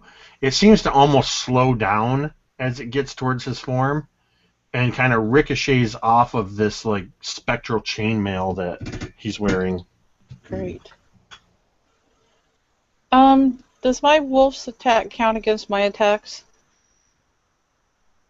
Or is that separate? I know he attacks on my turn. You know, honestly, I don't know how that works. The ranger is the most contested class in 5e. I believe because you have the extra attack, it would normally take up your attack, but you can attack once and he attacks once. Yeah, I think that might be right because you do. Okay, so it would take up one of my attacks. That's what I thought. Yeah, it won't take your whole attack, but yeah, it will. Let's Well, say I get 2 attacks. Right. Let's say that for the purpose of this game, if you want your wolf to attack on your turn, it will use one of your attacks. Okay. I think that's how it works. Like I say, the ranger thing's new for me here. Yeah, I think that's right. Because if you didn't have the extra attack, it would take your attack instead of you attacking. I'm going to shoot my bow again. All right. Okay. So,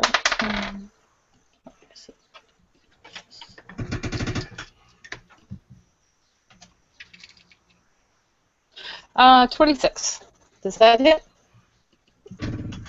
So I imagine after seeing how that first arrow reflected off of his spectral armor, that you see in that moment while you knock a new arrow, you see as he's kind of moving around that it's old chainmail, and you find that sweet spot, and your aim is true as you hit him.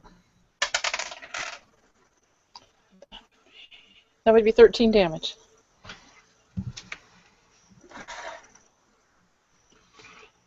All right. Do that here. Okay.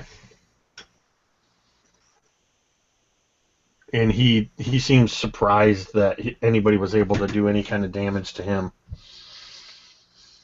I'm surprised. Volric, are you going to try to make any movement? How far away am I from him? Not very? Because you tumbled out of the way, he was right in your face. I imagine you're about 10 feet. I'm going to back up another 10 feet or so.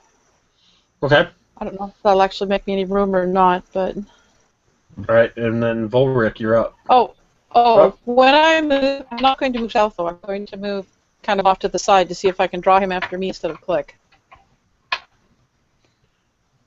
I'm sorry, say that again? Oh, I'm going to move not south, but off to one side to see if I can draw him after me instead of after Click. Okay. All right, now Volric, you're up. Alright, so Volric's eyes are going to widen as this like behemoth of a man ghost thing passes them. And soon people will notice that he tightens his focus as he also casts a hunter's mark. And with his spear in one hand and his hand axe in the other, he's going to throw his hand axe. And we get advantage on the roll still because he's restrained. Yep, all attacks right now are advantage. Oh, I'm assuming 7 doesn't hit. A 7 does not hit. Alright, and after throwing his hand axe, he's going to switch to a versatile spear and try to ram the guy. Let's hope I roll better than double 2s. Well, that's better. I think that's 19. Yeah. That's just enough to hit him. Alright, and I get a d6 from Hunter's Mark. And I do 12 damage plus strength, so 14 damage. All right.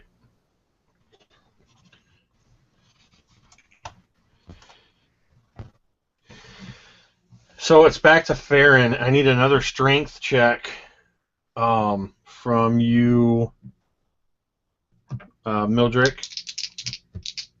And I'm going to make a strength check at disadvantage. And I rolled a 20 and a 7. Alright. I rolled a 13. So modified, the 7 becomes not quite enough. This little gnome is holding this giant ghost where he is. It's almost as if your feet have become like roots of the tree from the forest in which you grew up in, and you're just planting yourself firmly. And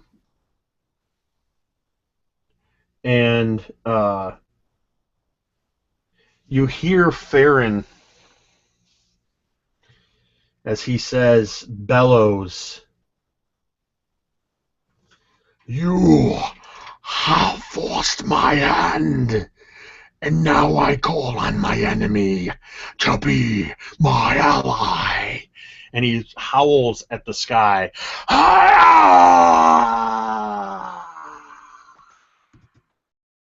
And that's the end of his turn. Mildrick. All right. So I'm going to continue holding on, but I'm going to try to pull out one of my hand axes and just try to slash at his leg. With advantage. All right. That is 2 7s plus 6, so that is 13. Perhaps because he's tensing his ghostly muscles up against your pulling on him, your hand axe hits and seems to do no damage.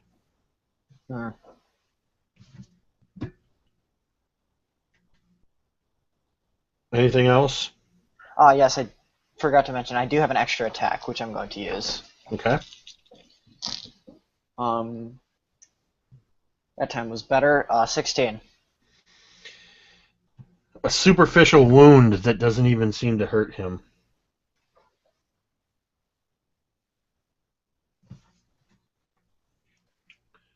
Unless you have any other things you can do. Sorry, can you say that again? You cut out. Oh, sorry. Unless you have any other things you can do, I think that's you. No, it's the end of my turn.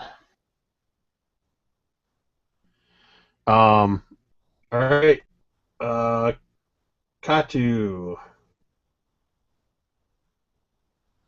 You cut out again, Carol.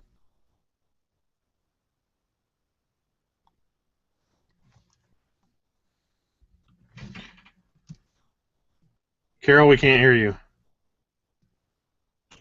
Perhaps if I were to keep my thing down where and not mute my microphone, it would help. There you go. Okay, let's see. With advantage, the better roll is 17. What are you doing? Does that hit? You're shooting another arrow? I was arrow? attacking it. I'm sorry. I'm shooting another arrow at him.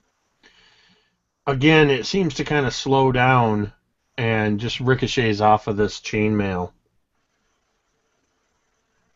Well, I'm going to do it again.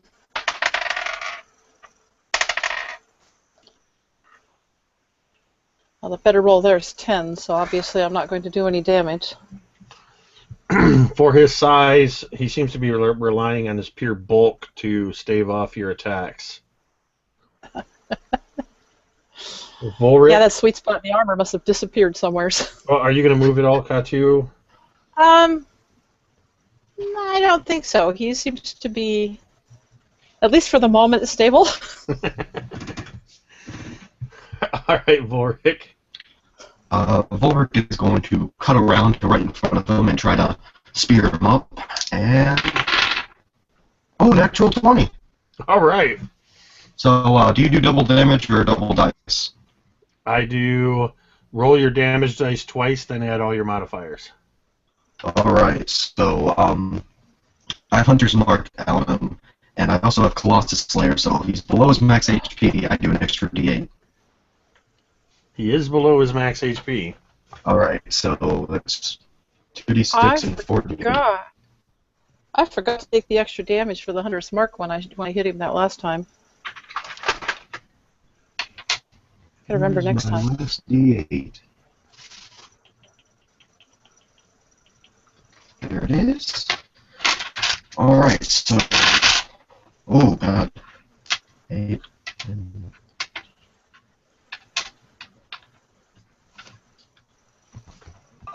28 damage. Wow. Yeah.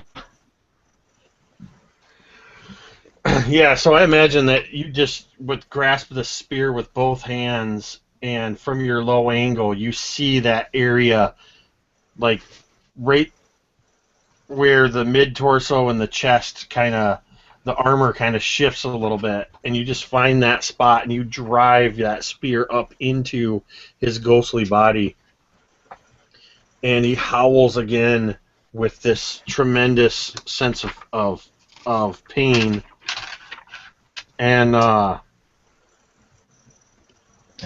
get one extra attack, so Yep. I'm gonna try to drive the spear out and get him in like the knee or something. Just try to slow him down. Oh, 10. 10? Yeah, 10 total. Yeah, unfortunately, he seems to be wise to your movements, and your spear comes up and hits a section of plate that seems to have been attached to the front of his chain, just like in a small section, and glances off. And now, Farron looks around at you, and as he begins speaking, Mildrick, you feel that kind of incorporealness of him become even more so as your hands begin to sink further into his leg. And he looks around at you, and he says, I hope you like dragons. and his form completely dissipates, and he becomes incorporeal. And you hear from the south a roar in triplicate as 3 flaming figures are streaking through the sky towards you. And let's see what they are real quick, what colors they are. You see one of them is red, one of them is blue, and one of them is, though it seems to be glowing somehow, the flames appear to be black. And as they streak in towards you and begin to fan out around you, you realize that these flaming objects are disembodied, fiery dragon skulls.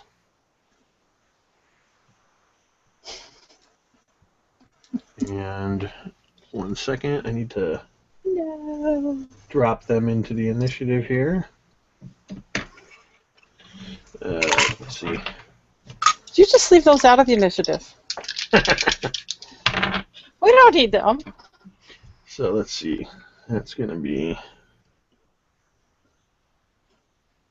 let's see. That's... oh boy. No. Oh wait, no, that's not right. Well, I'm just rolling for initiative. It's not that bad. So, what did I say? Blue, red, and black, right? Blue,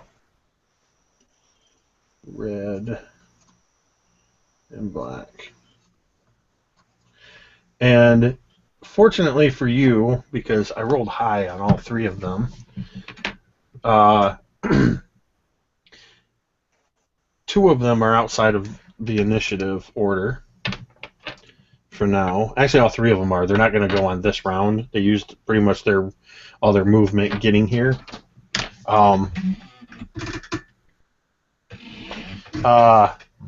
So, 1 quick second before we go in there.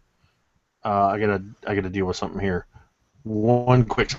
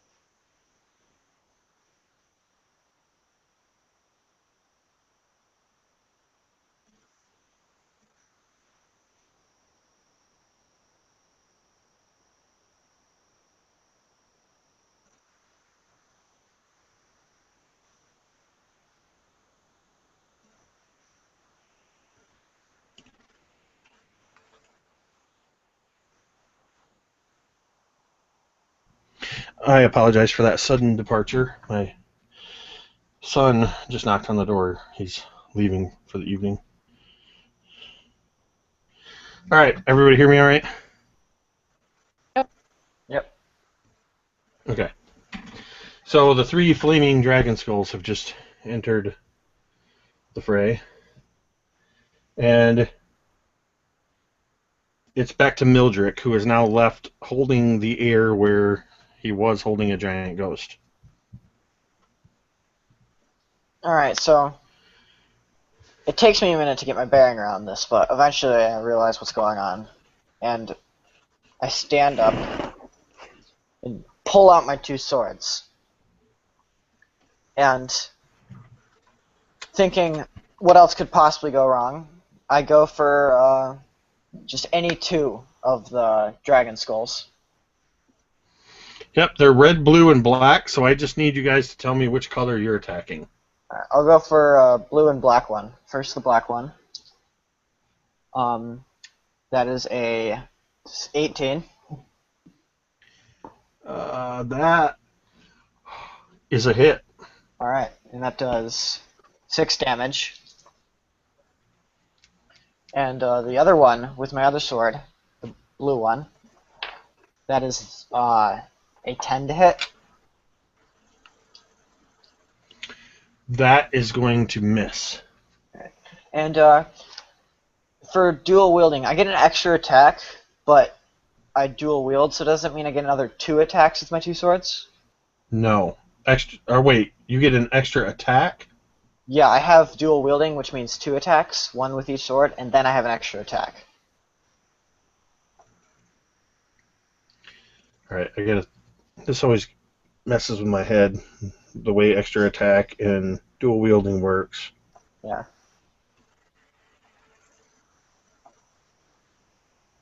Yes, I'm not even gonna.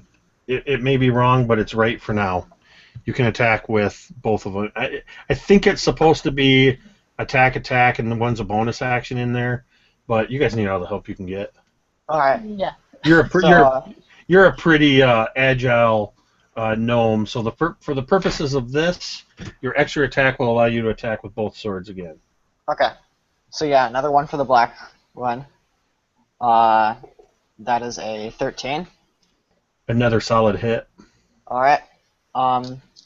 Doing 5 damage.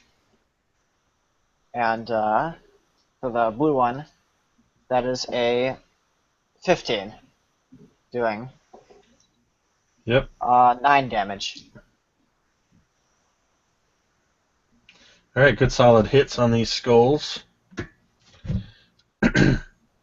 So then it would be Katu. All right. Can you hear me? Yep. Perfect. So I'm going to shoot it. I'm going to move that hunter's mark to the black skull, the black dragon skull, and I'm going to send an arrow after it. Oh, great. I rolled a 1. So much for my husband's dice. I don't have advantage on it either. You were shooting at which one? The black one?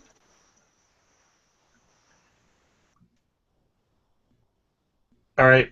I want Mildrick. I want you to make a dexterity save.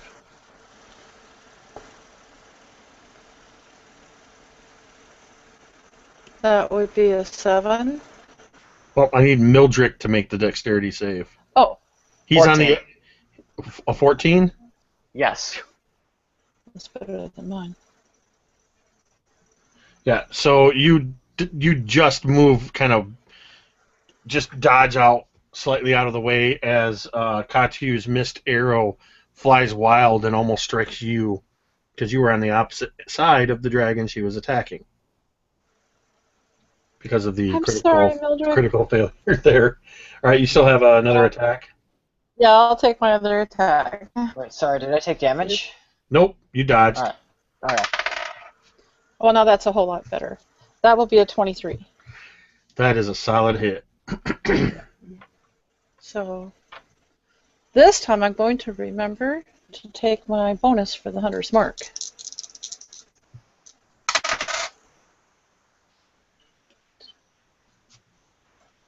That'll be 12 points of damage. All right. Good solid hit. Volric, you're up. 3 flaming colored skulls floating around you.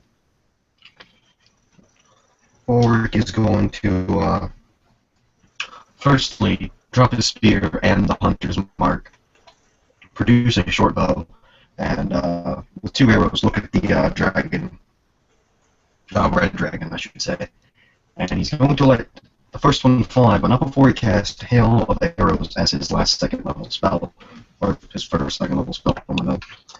So I'll need to make a dex save in addition to the regular hit, which is a 21. That's a hit. All right, and a dex save.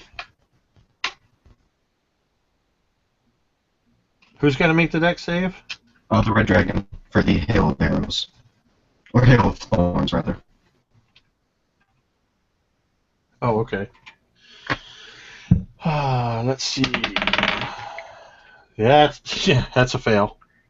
All right, so from the regular arrow, he'll take 8 damage. Okay. And from the thorns that pretty much explode on impact, or the arrow explodes into these weird thorny vines, he'll take 9 damage. All right. Yeah, 9. And then the second arrow, that might miss. 14. How does it hit? Oh, all right. 9 damage. Fantastic. Before they can even get an attack in, these skulls are taking a beating. But it's the skull's turn. And the black skull is going to attack Mildrick, who is directly in front of him. And you see the flame shift as it kind of, for a moment, absorbs into itself and emerges in a gout of black flame aimed right at you, Mildrick. For a 19. That hits. Dealing 7 points as this black flame hits you and splatters like acid. As you take 6 points of acid damage. Wait, 6 or 7? What did I say? Said 7, then 6. Okay, I'm just going to keep throwing numbers out. It's 6, sorry. Alright. We'll go with the lower number I said. I think I moved my dice. And no sooner does this flame splash across you than it pivots and launches another spray at Katu. Can it reach 20 feet? It can. That's why I was afraid of that. But unfortunately, it doesn't seem to reach this time. It kind of sprays out and splatters along where that fallen log was. It seemed like almost like it started spraying its fire before it had completed the turn. The red skull is going to attack Volric, who just attacked it.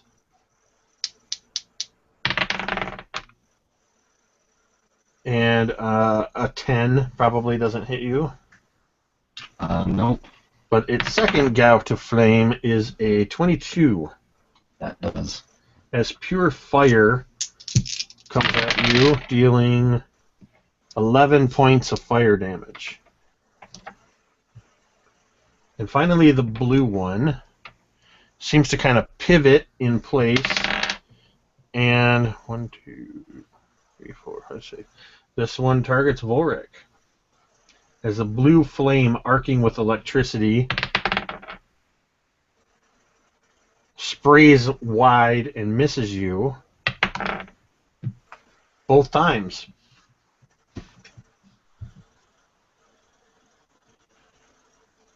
Mildred, you are up.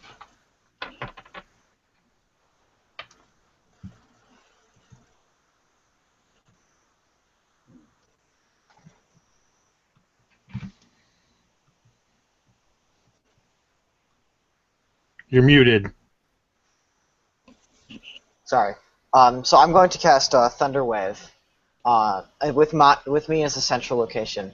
And that means everything in a 15-foot cube is going to make a Constitution saving throw or take 2d8 thunder damage. And additionally, unsecured objects that are within the area will also push 10 feet away with a thunderous boom that can be heard from 300 feet away. All right. So that's all Constitution saves? Yeah.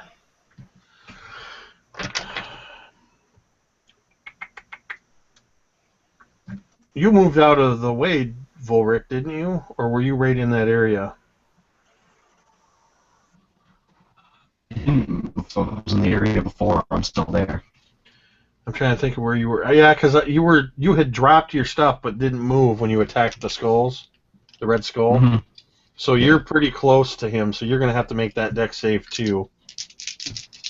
All three. You're out of the range. Yeah, I should be out of the range, and my wolf's with me. Let's see. Where's my stats? Oh yeah, I'm a halfling. +3. By the way, I rolled 12. What's the The DC is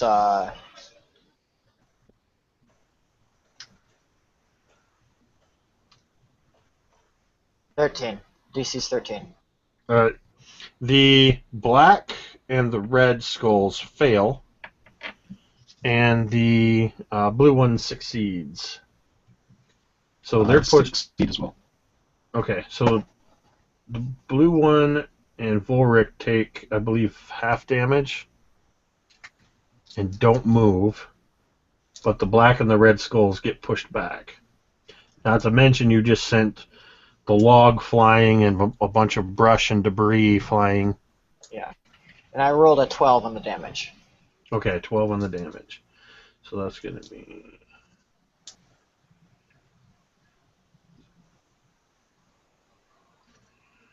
Yeah. Okay. Oops, that's not right. That's 6. So. Okay. All right. That's my turn. Katu. Alrighty, well, we're going to continue to attack the black skull. Oh, good. That'll be 23. Yeah. I assume that hits. Which one were you attacking? The black one that I have Hunter's Mark on. Yes, you hit it. Alright, and that will be 10 damage. Okay. Sorry, I got distracted. I got distracted because I saw Daniel's note. Yes, your spear and your hand axe went flying with all the debris. Doesn't he get blown back too, though? Maybe he's somewhere near him. No, he succeeded. Oh, okay. If you succeed against Thunderwave, you're not pushed back. Oh, gotcha. Alright. I will roll again. Okay. Will a 16 hit? It will indeed. Awesome. That'll be 12 points of damage. And other than that, I think I'm going to move back another 10 feet with my wolf. All right. Since I'm going to be shooting arrows, I don't need to be right face up to them. All right. Volric, you're up. All right, so did the red dragon get blown back? The red dragon did get blown back. Was the other one that was attacking me also blown back? What was the other one you were attacking? The Blue, I believe, because of the lightning? Yeah, the blue one did not get blown back. Alright, so first thing, Volric's gonna reach for his spear and then realize, oh, that's not there anymore, and sort of give a dirty look over to his companion. And then he's going to put back his short bow and produce a club, which I have to look up the damage for because I didn't think I'd actually be using this. I think it's a D4, but I need to double check. Yeah, I think you're right. Yeah, it's a D4. I'm pretty sure that's normal for clubs. Yeah, so he's going to Flex your strength. turn around and hit this dragon with his club. And does a 5 hit? It's like you hit on the crest of the skull, and you hit it, but you feel that, like, if you've ever taken a wooden baseball bat and gotten a weird hit or tried to, like, hit something like a wooden pole or something with it, you get that, like, nasty vibrating feeling all the way in your hands and up your forearms. Well, did you add both your proficiency and your strength modifier to your roll? Okay, no, 6. Yeah, you still feel that, just slightly less. Alright. So with his extra attack, he's going to cast his bonus action. He's going to use his bonus action to cast Ensnaring Strike. So I'll need him to make a strength saving throw. And that's a lot better. 16. 16's going to hit, and he fails the saving throw. Alright, so as I hit him he's just a skull, right? Just a body. Just thorns and vines just sort of wrap him. And even though they're on fire, they don't seem to be phased by the fire that much. And he'll take 8 damage. 8? Mm-hmm. Alright. And at the start of his turn, he will take 1d6 damage. Okay. And he's restrained, I believe. Yes. Alright, so his attacks have disadvantage. Attacks against him have advantage. And the Black Skull is going to attack Volric. Black acid flame shoots out at you, and I assume that, because I have your AC written here somewhere. You're an 18, correct? Yeah. So, yeah, this 7 and this 14 are not going to hit you. The Red Skull is going to attack. How far back did you move again, Katu? You moved another 10 feet, I think? Yeah, should put me about 30 feet away from him. You're still just in range. Oh, I should have gone 15 feet, huh? The red is going to fire off a couple blasts at you. And that is one of the attacks on you is a 23. And one of them is a natural 1. So, here's how we're going to mitigate this. Is you're getting hit with red fire from this skull for... I just lost one of my dice. Alright, I have a fistful of dice here. So, that's 7 fire damage. Okay. And I'm also going to re-roll that natural 1 attack and see if it hits the black dragon. The fire actually shoots out and hits the black dragon. That's typically how I handle critical failures, is if somebody's in line of fire, or there's usually like an opportunity attack or something like that. I don't punish it too badly. I still give you an opportunity. In this case, it worked in your favor. So that was the red dragon, and the blue dragon, seeing that Volric had attacked it last, that is an 8 and a natural 20. So this first blast of electrical breath shoots past you and overhead, Volric, and you quickly realize that this seemed to almost be a deliberate feint as you are suddenly hit full force with this electrical breath, taking, oh boy. Is that with a disadvantage? Oh, you know what? Let's find out.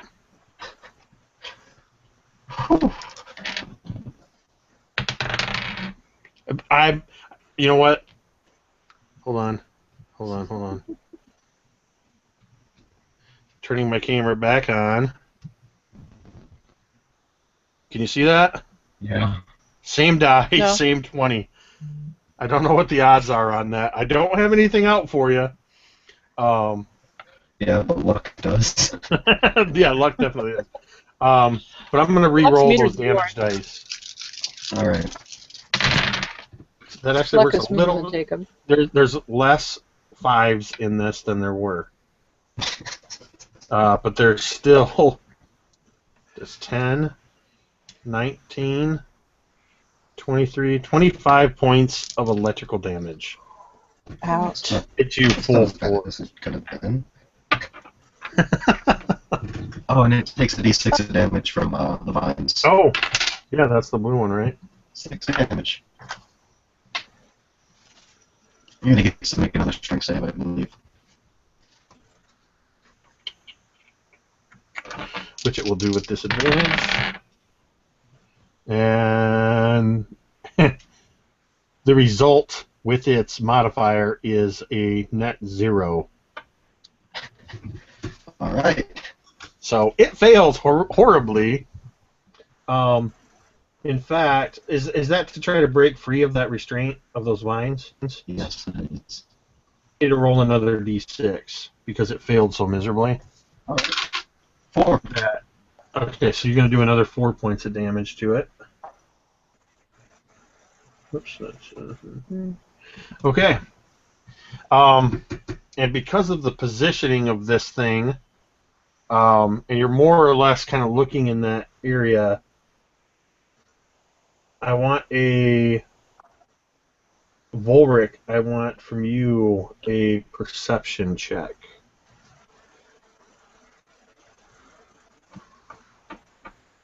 With modifiers, it comes out to be a 20. A 20? With modifiers, yeah. So the last couple of rounds has only about maybe 20 seconds has gone by as you guys have been dealing out damage and getting dealt damage. And after you take this massive attack and you look at this dragon skull and kind of see beyond it, you see young Click continuing to run south along the edge of the orchard and now past the fields, dragging this massive sword. And he keeps looking back over his shoulder, and you see him glance back at you and at the fray. And that's why he doesn't see the ghost giant that rematerializes in front of him.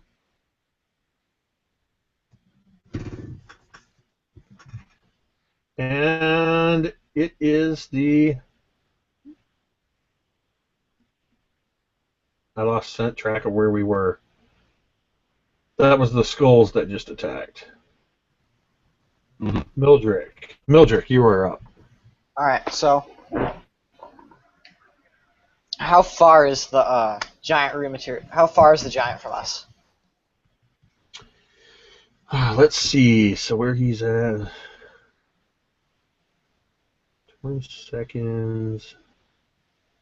A couple 100 feet. Okay, so I'm not getting anywhere near there. We'll call it 250. Yeah. So I guess I'm gonna cast Witch Bolt upon the black skull. Does a... Is that a dex save? No, I just make an attack roll on it. Does a 17 hit? A 17 does indeed hit. Alright, and I will do 10 damage. So what does it look like as you hit this thing with Witch Bolt and destroy this black flame skull? So I imagine I'm just coming out. Everything just all happened basically at once. And, I was having a relatively good day before all this happened. And I'm just thinking, well, let's get this over with. And spin around and cast a bolt of purple arcing lightning at this skull with black magic sort of emanating from it. And the moment the lightning hits it, it pierces through the skull, causing this burning hole, and it sears outwards. And then it just explodes, shards of skull going everywhere, puncturing trees, hitting the ground.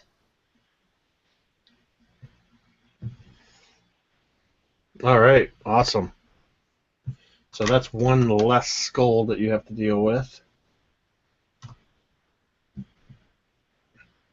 And I believe you have another attack. Okay, then I will just go up to another one of the. I will just go up to another one of the skulls and make my two sword attacks upon it.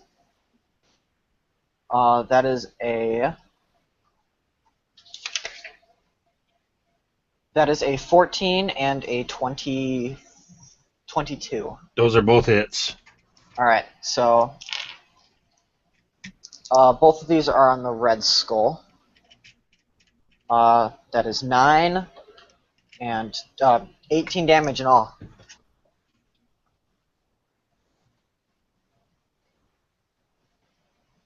You can see cracks forming across the skull, noticeable because the red flame starts to seep out of those new cracks. Solid hits on it. Katu, you're up.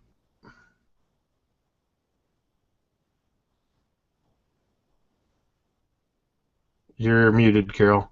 Damn it. Excuse me. I should have stayed muted a moment longer. Seeing that Volric has taken some pretty good hits up there, it's not in the best of shape, I'm going to move my 30 feet back up. And I'm going to lay my hand on him and say, heal, and cast Cure Light Wounds on him.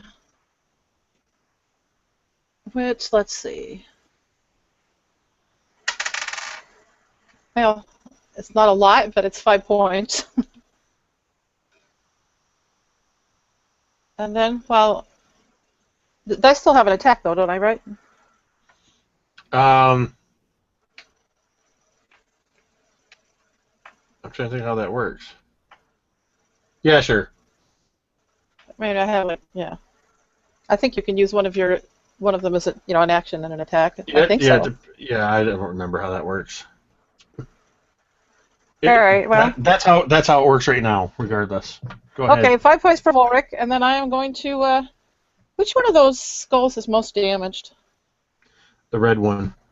And then I'm going to transfer my Hunter's Mark to the red one and take a shot.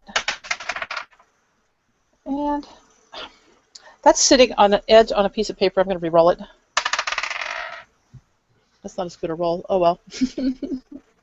It's 17 will probably hit anyway, won't it? It will indeed. All right.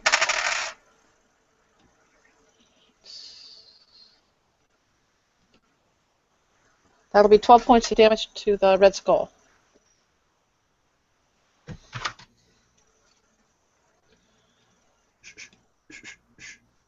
All right.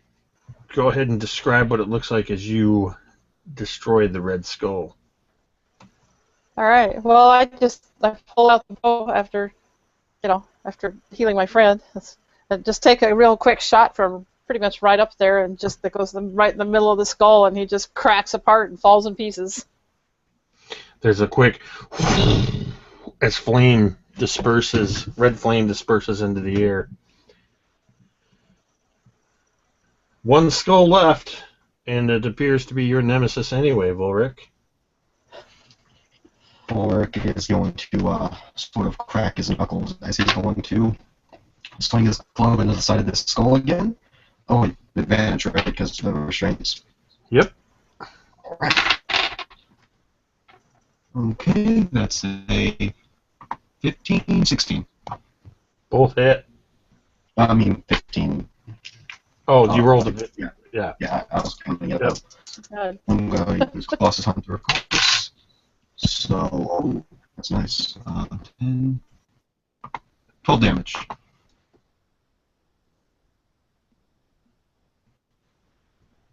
All right. Alright. And then he'll follow through with his second hit. Oh, double 17s. That hit. Yep. Right, and 6 damage. All right, and you too get to describe the destruction of Dragon Skull. After the last hit, it starts to crack, and then the thorns get in the inside and like rip it from inside out like a reverse bear trap. That's awesome. And there's this blue flame and crackling electricity dissipates into the air, and shattered dragon skulls lay around, as well as some debris from Mildrick's thunder wave. And Ulrich will call out, "Hurry! Chase after your cloak! The ghost is gonna get him!" And he'll start frantically looking for his spear and hand axe. Basically, we're going to go ahead and hold initiative order, and you, for the next round, it'll take you 1 round to locate your equipment. Alrighty. So you'll basically sit out the next round as you retrieve your equipment, because it got blown a little ways away and covered by debris. Yeah. Well, let me take that back, because I don't want to hold you back if you've got like some kind of super range spell or anything like that. You're basically just using all of your movement to find your equipment. So that may still take you out of the action, but nonetheless. So we're going to go back up to, unfortunately for you guys, it is the Ghost of Fair in the Tower, who is next in the initiative order. And you actually, as you're all kind of looking in that direction, about 250 feet away, you notice as the sun is dipping even lower, you see what at first might be fireflies dancing around in the area, and you see that the will-o-wisps are reconverging around Click, and that's when you see the Ghost of Fair in the Tower reach down and grasp the boy. And at this distance, you can't quite tell exactly what happens, but you hear a bellow from the ghost that echoes across and rolls across the hills. And you see his arms suddenly pull apart, and you see something fly in each direction, and you see something fall to the ground.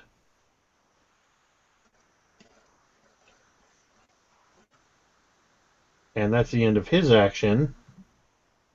So I don't know how much you guys can do at this distance, but Mildrick and Katu will each, you'll have movement or any actions if you can take them at this distance. Let's All right. see. 250? So, I'm going to move my 30 feet as close as I can, but I'm going to make a long-range attack with my longbow, dropping my 2 short swords. So All right, so that's going to be with disadvantage? Yes, so that is it's only a 10. Yeah, you see you kind of lose sight of your arrow as it flies out. Hmm.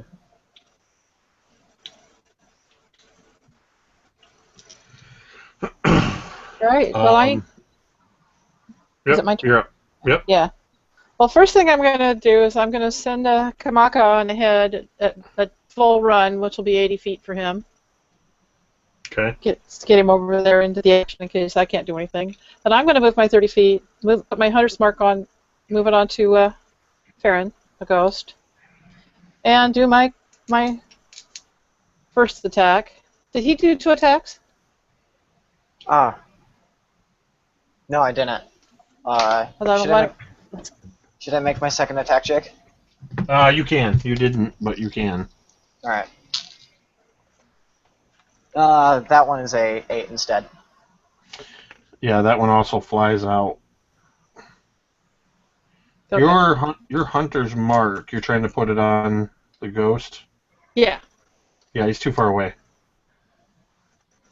Oh, really? Hunter's mark. Hunter's Up mark to is 90 feet, you're right. Okay, I forgot about that. I've never used it before.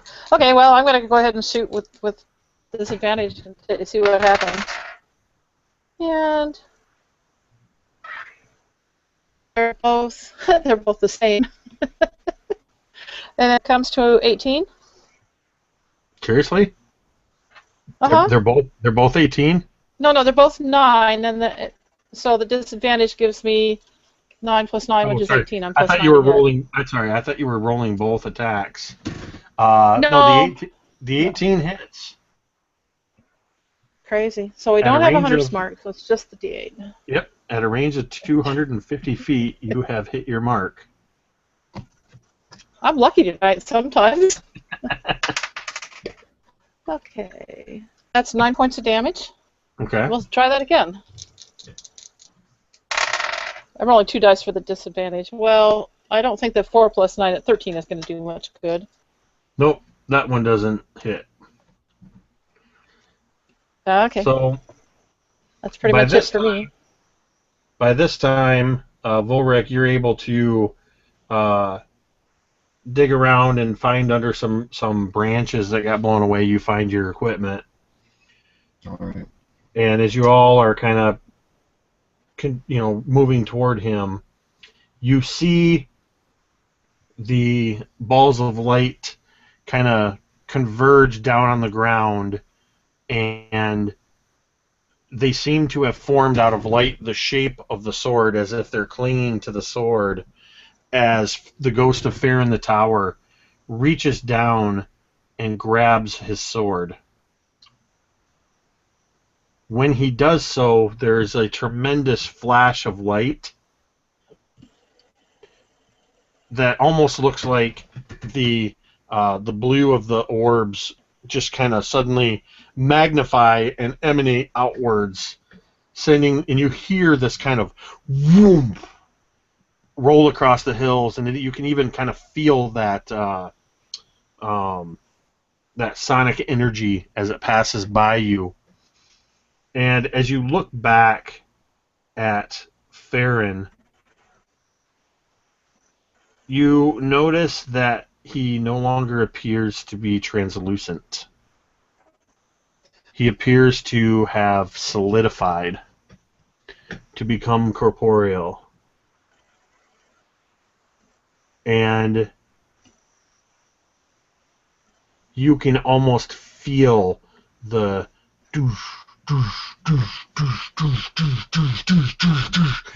as he holds his massive greatsword in one hand behind him and begins sprinting toward the three of you.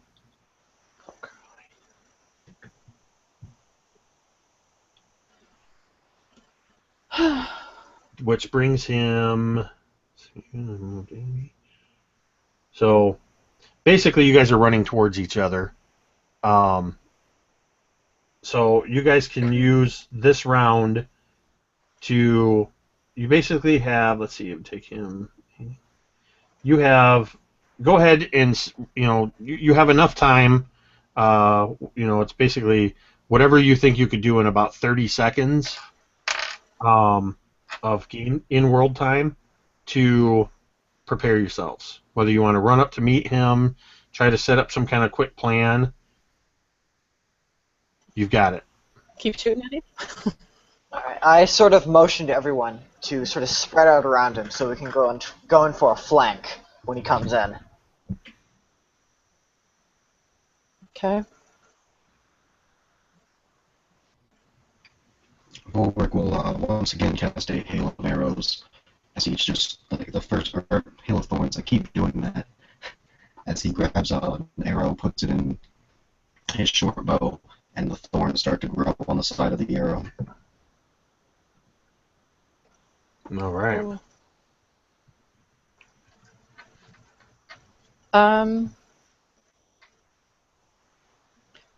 About how far away is he? Just roughly? At this point, Oh, I he's know. You didn't at this, figure it. he's just under a couple hundred feet. I am going to wait until he's about 20 feet away, and I'm going to use my last spell slot to cast Tasha's Hideous Laughter once again.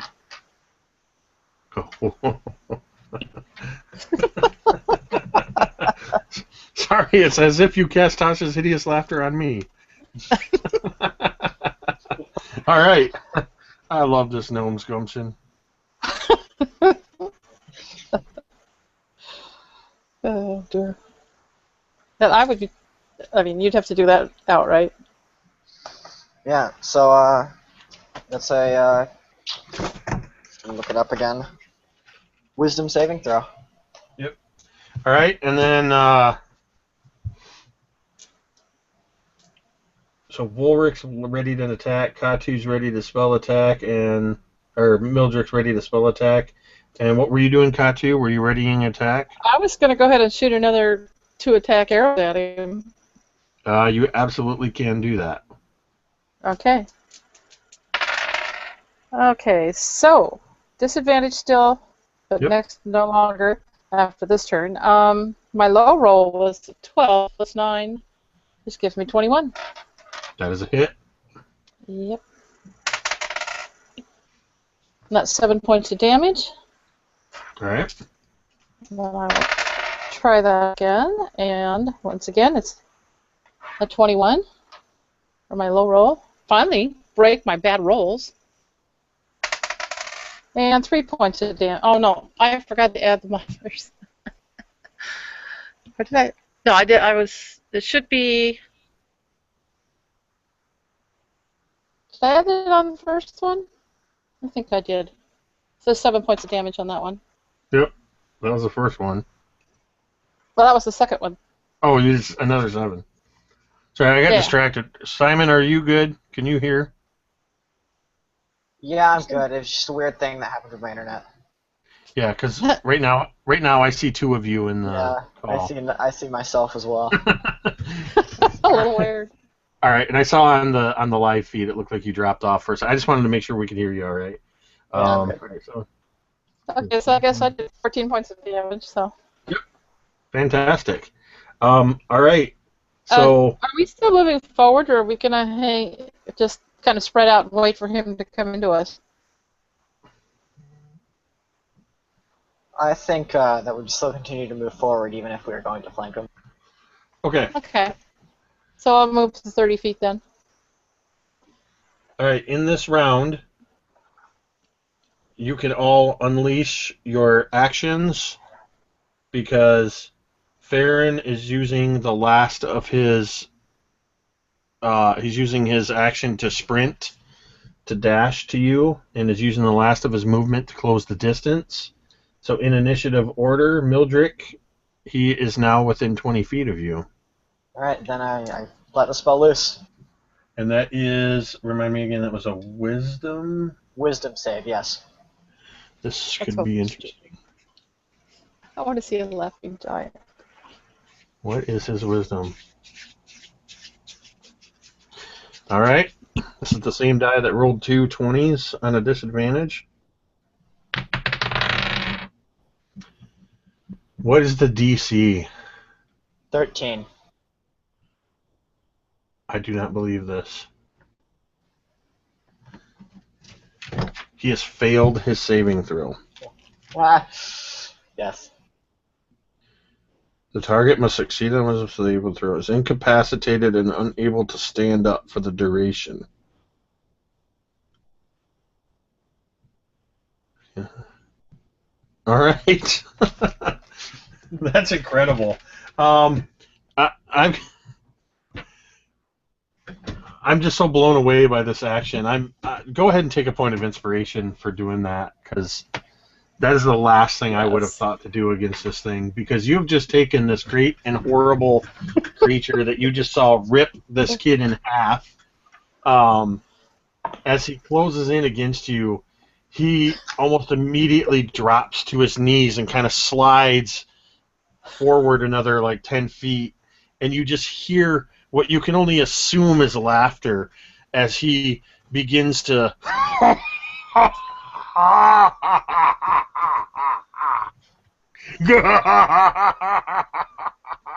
and he looks pissed while he's laughing. Like the thing that comes to mind here, I'll turn my camera on a second, is I just see him like he's looking at you like no, and he's just bellowing this laughter, but he's pointing at you. And yeah, so let's see. I think he's essentially considered prone. I think we just have like a ultimate advantage against him. Yeah, basically you guys get advantage against him, but if he takes damage, he gets to make a wisdom saving throw. Yeah, I think it's every turn. At the start of his turn, he makes a wisdom save. And every time he takes damage. Yeah. So, all right, Mildred, that you cast your spell, you still have an extra attack, I believe. Yeah. I'm actually going to hold that attack for, All right.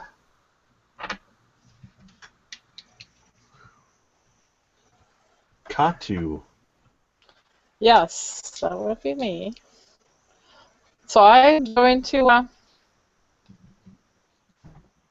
I need to cast Hunter's Mark again? Or can I use the same one I've been moving around when people hit 0? I'm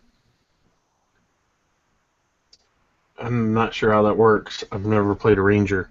Yeah,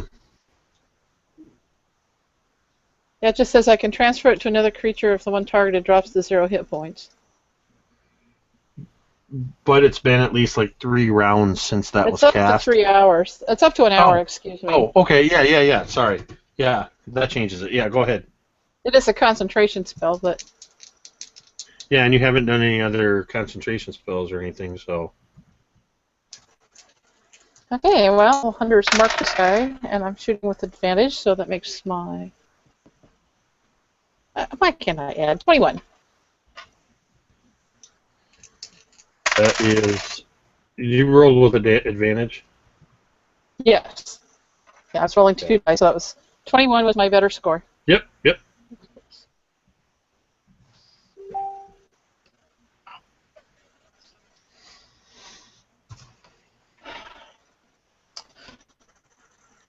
I'm going to do 11 damage. All right. You got a Then I'm second going attack to- up in there? Roll my second attack. That's also 21. Nice. Yeah, I'm finally rolling a little better, huh? That'd be 8 points of damage.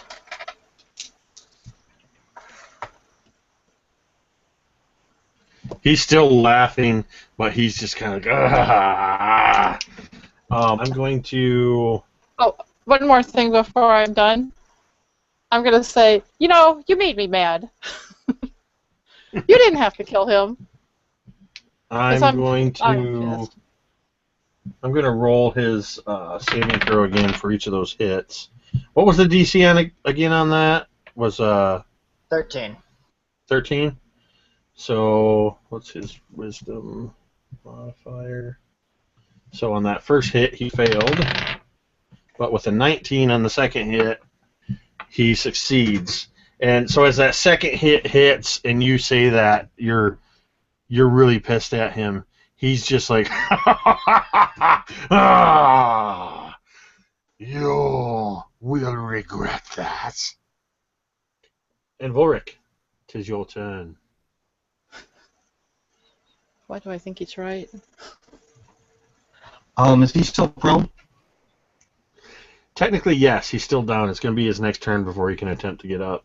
Alright, then I'm gonna hold my action until he gets up because I would technically have disadvantage. Right? Alright. So it is now his turn, and he's getting up. Oh shit. Alright, so, with the Hail of Thorns, he's below his max HP, correct? Oh, yeah. Most definitely. Then I get that Colossus Slayer and the regular damage, and that's...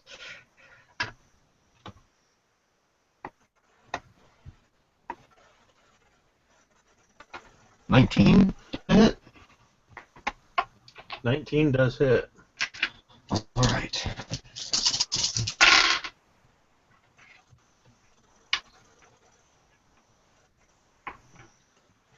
$26 damage. Good lord. Awesome. Well, that's the level 2 spell slot, so you don't have to worry about any more hits like that. 26, you said? Yes.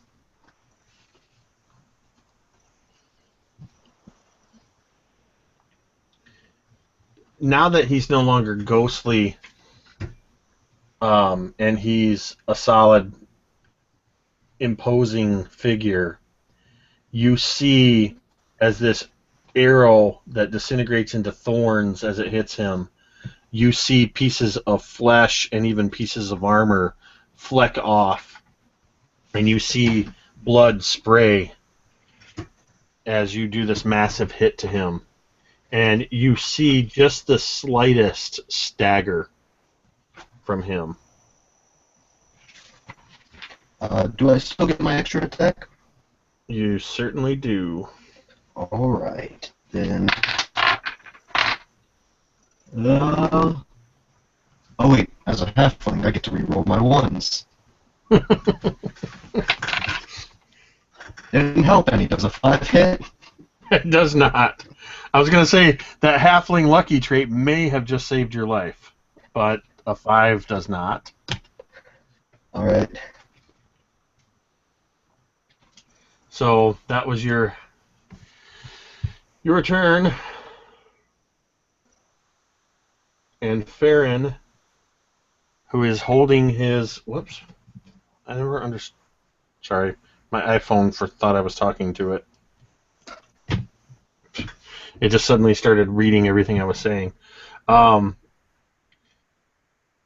With his massive tower's blade in hand, he rears back his sword and he swings at you, Vorik. He actually makes the moves to you, and I just lost the... There it is. I lost the modifiers.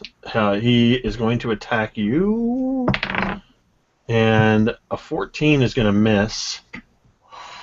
But as he swings, and you feel the air movement, and you actually hear almost like a singing as the sword cuts through the air above your head, and you hear that pitch and tone change as he follows the motion through with a twist and brings the sword down for a second attack.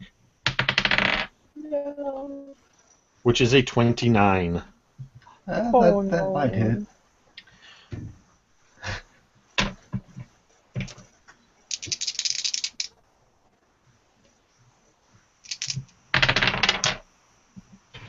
Hold on. Is that right? Well, that's what it says.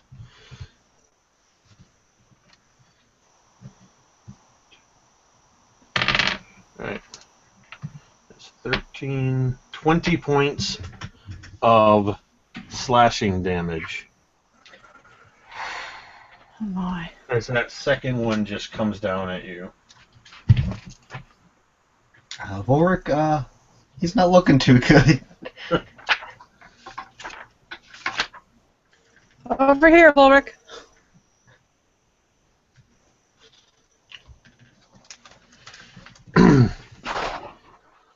And let's see.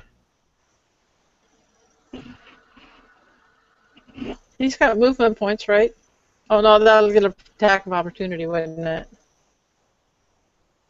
Who? Oh, if Ulrich tried to disengage and come where I was.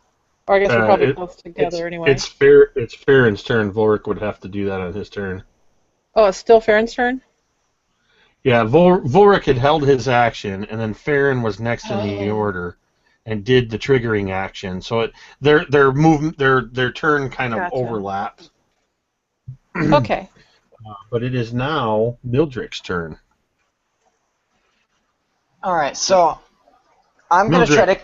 Mildred, go ahead and give me a perception check. All right. That is a 17. So as he did this vicious attack on your companion, you can't help but notice that with each swing of the sword, that the blood is just flowing from him. That Farron the Tower seems near to crumbling.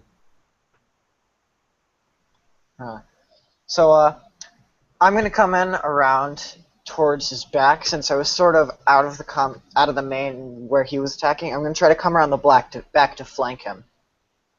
And not only am I going to make both my attacks, but I'm going to use my held action from the early turn to make the third extra attack, giving me 6 attacks. So the first one was an 18 plus 6. I'm assuming that hits, 24. Mm-hmm. Second one was a 20. The third one was a 19. The fourth one was a 15. The fifth one is a 16. And the sixth one is a 17.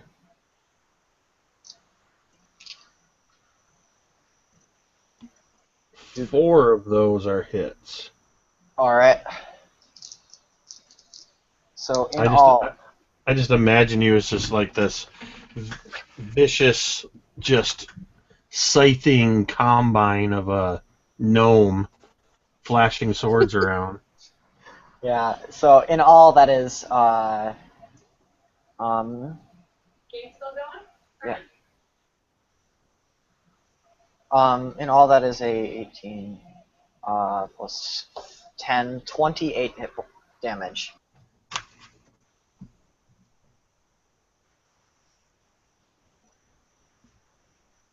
Oh wow, it's 40.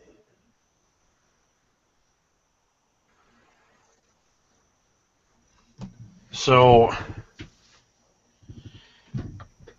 we know you just attacked him with a flurry of blades, and now you can tell us what it looks like as you slice Farron the Tower to pieces. Alright, so I imagine that the first one, I come in to slash, it misses, but I'm able to, with the other hand, stab him in the leg, buckling his knees, putting him on his knees, giving me the ability to climb up. I use my swords. One of them stabs into his back. I hoist myself up and do another one, hoisting myself up even farther. And with the last slice, I grab his head, pull it to the side, and just saw it off. Wow.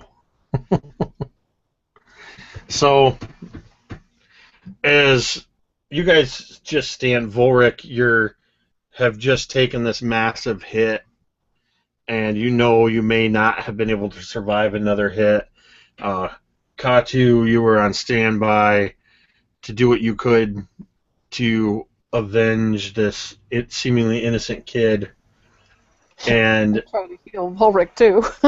and Mildred, you just unleash some type of hell on this once undead and now physical giant of a man, and he just can't do anything. He tries grabbing at you and swatting at you, And by the time you get up to where you start to cut off his head, he's pretty much already dead at that point, offering no resistance.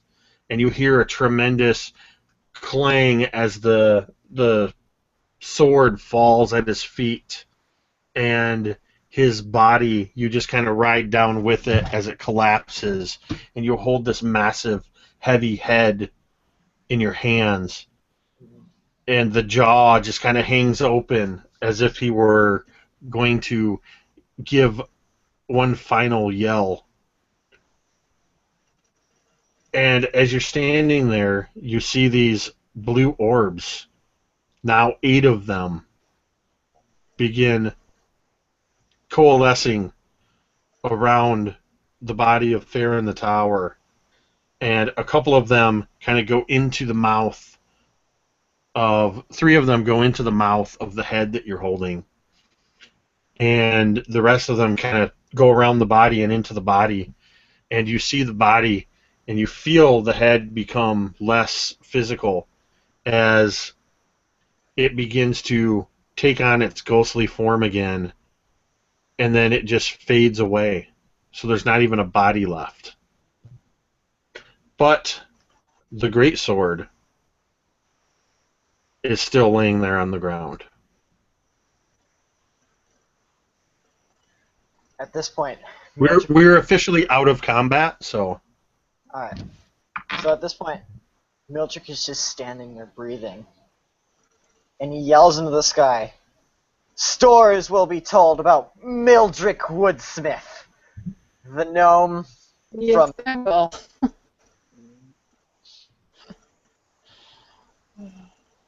And I don't pay attention to the sword at all.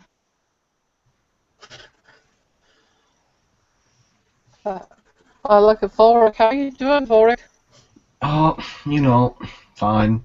As he's sort of using his spear and his longbow as like makeshift canes as he makes his way over to the sword. Mildred, that was an amazing fight. You guys did absolutely amazing. And it was Where fun. is that bard, anyway? Not where he needs to be, unfortunately. This is quite the story for him. He's missing out. I'm sure he'll get it from you at the bar. Anyway, what do we do now? You actually hear the sound of somebody moving through the high grass. The sun has pretty much set below the horizon, and it's that kind of purplish twilight. But you can see the cloaked form of a halfling coming towards you, and he's trailing this long scroll behind him. And as he comes running up to you, he says,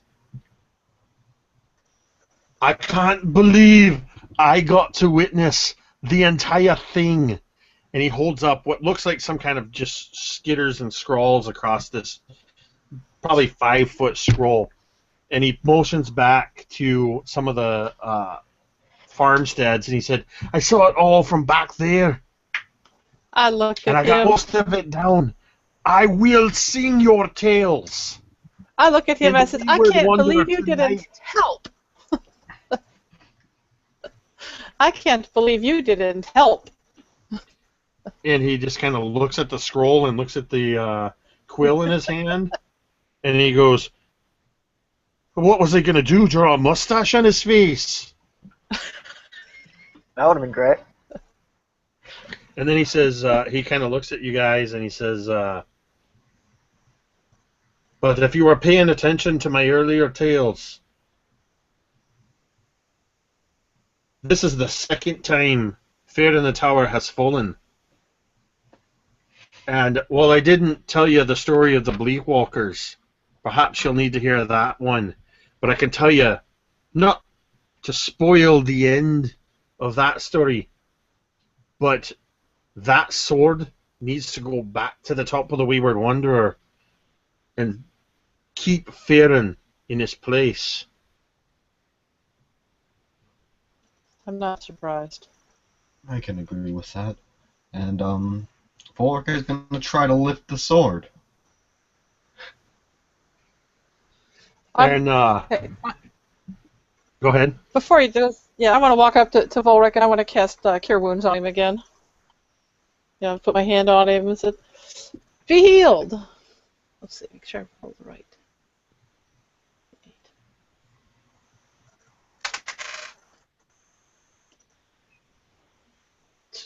Sorry about this.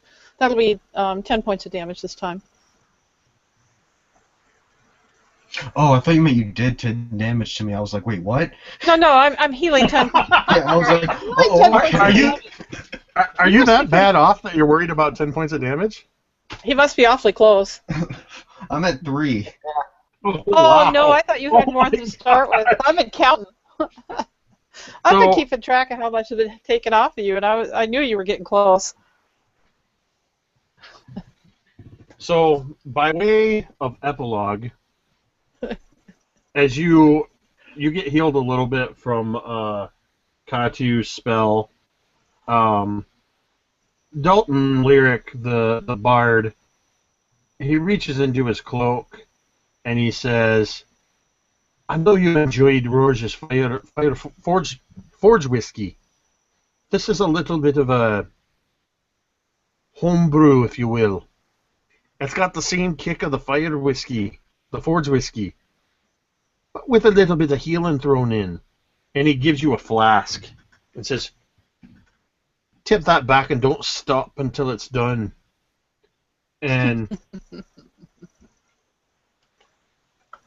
do you drink it? Before he does, Ulrich is going to produce a flask of his own.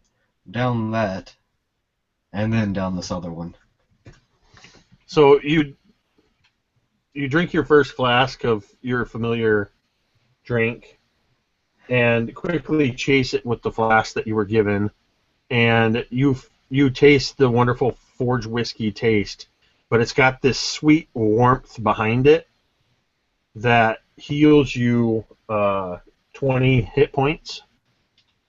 Alright. And makes you feel strong enough at this point that you can carry the sword. And you guys are able to make your way back across town, through the streets. Dalton makes a few comments. He says, "Look around at everybody going about their daily business. Their evening, ending up their nights. Pay attention, because tonight is the last night that the people of Newbrook do not know who you are. Because we're about to tell your story, and I won't stop until everybody in Newbrook and everybody that comes through hears the tale of you three, and how you brought fear in the tower down for the second time." Yeah, neither will I. And eventually you make it back to the Wayward Wanderer, and you notice that there is a large wagon. There's actually a couple of wagons. One of them looks almost like a stagecoach, and a couple teams of horses. And there's a couple of people milling around. And when you walk into the Wayward Wanderer, the tavern is filled with people. And at first maybe you think word has spread ahead, but you notice that there's a crowd gathered around the bar, and people are laughing and jovial. It's quite the opposite of what you saw at the beginning of the day when you came into Newbrook. And then the crowd, kind of people at the edge of the crowd, see the three of you looking a little worse for the wear. And more importantly, Volric stands out, being the beaten the most, and also holding this massive greatsword. And they begin to notice, and they begin to part. And as they part, you see that there is a grizzled-looking dwarf at the bar. And there's already several empty mugs next to him. And he's just finishing his 6th mug of ale, and he slams it on the counter, and the last of the crowd parts, and he looks at you, and he looks, Volric, at the sword in your hand, and then he looks over the bar at Tarek, the human that you met that was tending bar earlier, and he looks back at you, and he gets up off the stool and comes walking up to you, and he says, "I don't know who you are, and I certainly don't know why you have that. But I know where that needs to be." And he holds his hand out to you for the sword. And Volric will struggle, but manage to put it in his hand and say, "Godspeed, sir."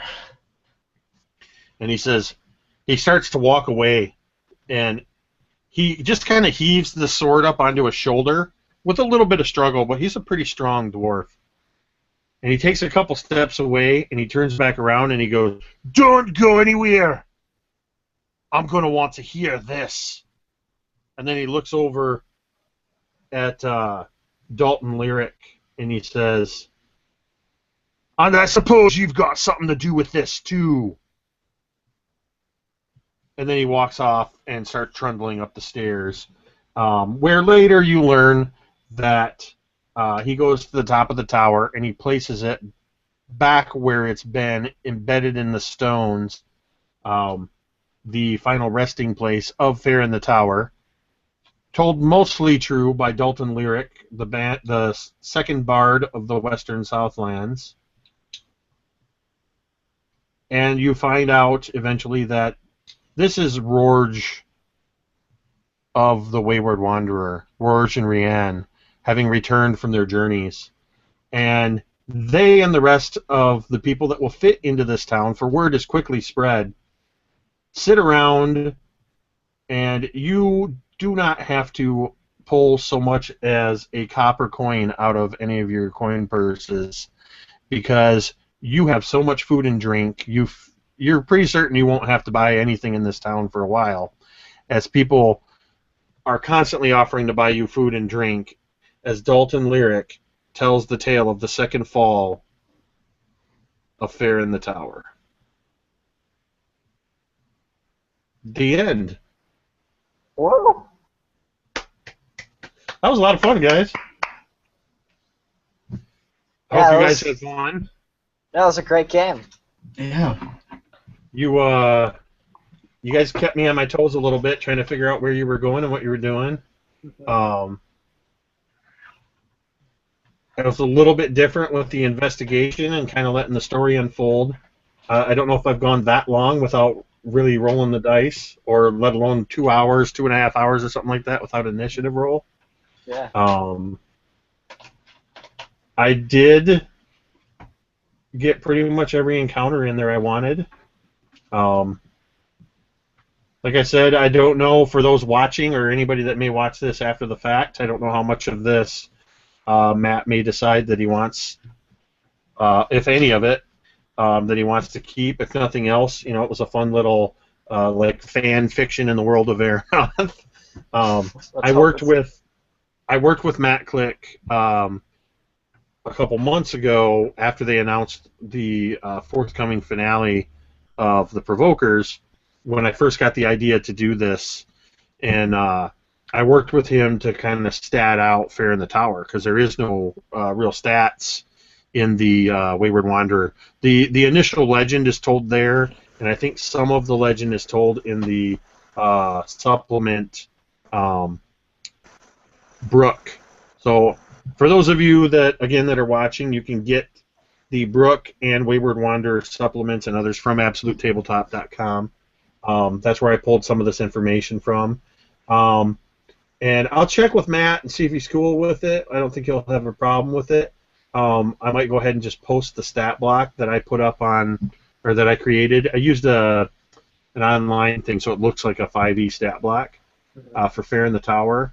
And then the Flame Skulls were just the Dragon Flame Skulls were just a fun little reskin that I did of actual Flame Skulls from the Monster Manual. And I reskinned, of course, the Will-O-Wisp, which I think I let slip at one point. Yeah. I basically took away the evil properties of a Will-O-Wisp. I wanted them to be more representative of all the teenagers that were dying. I think what's cool about this, and just in the lore, and again, trying to be sensitive, I don't want to spoil anything for you, Daniel, or anybody that's watching that hasn't seen the end, but with the settlement of Newbrook rising up in the area, and post-war and everything that's happened in the long real-world history, almost 2 years, in-game, I think only a month or two's gone by, they've created such a rich and dynamic world that it was fun to play with somebody's world and build something. I showed this at the beginning. Daniel, I don't know if you were on, and now that you guys have been through it, you can see my other page. This was it. I made this map, which I'll also share this on Absolute Tabletop Facebook group, probably too. But I made this map to represent Newbrook, and you guys kind of traveled from the Wayward Wanderer here. This was the encounter where the body was found, and you were running along the rooftops here. And then you traveled over here to the Temple of Gefion, and these were the orchards. So really, your final battle with Farron and the Flame Skulls was taking place kind of in here. It's kind of funny. I made this whole map, and your final battle actually happened over here off map almost. And then I just kind of outlined the general idea of what could go on and threw in some NPCs that you may or may not run into. And of course, I'm sure people picked up on it, but Click, the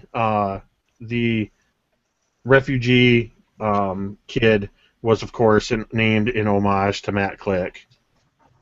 I saw that. I have a question. Yeah. If we had gone to the cleric, could he have done anything about the sword or saving Click? Or would there have been any chance? I mean, there's nothing for certain. Honestly, the only way we would know that is if we went that way.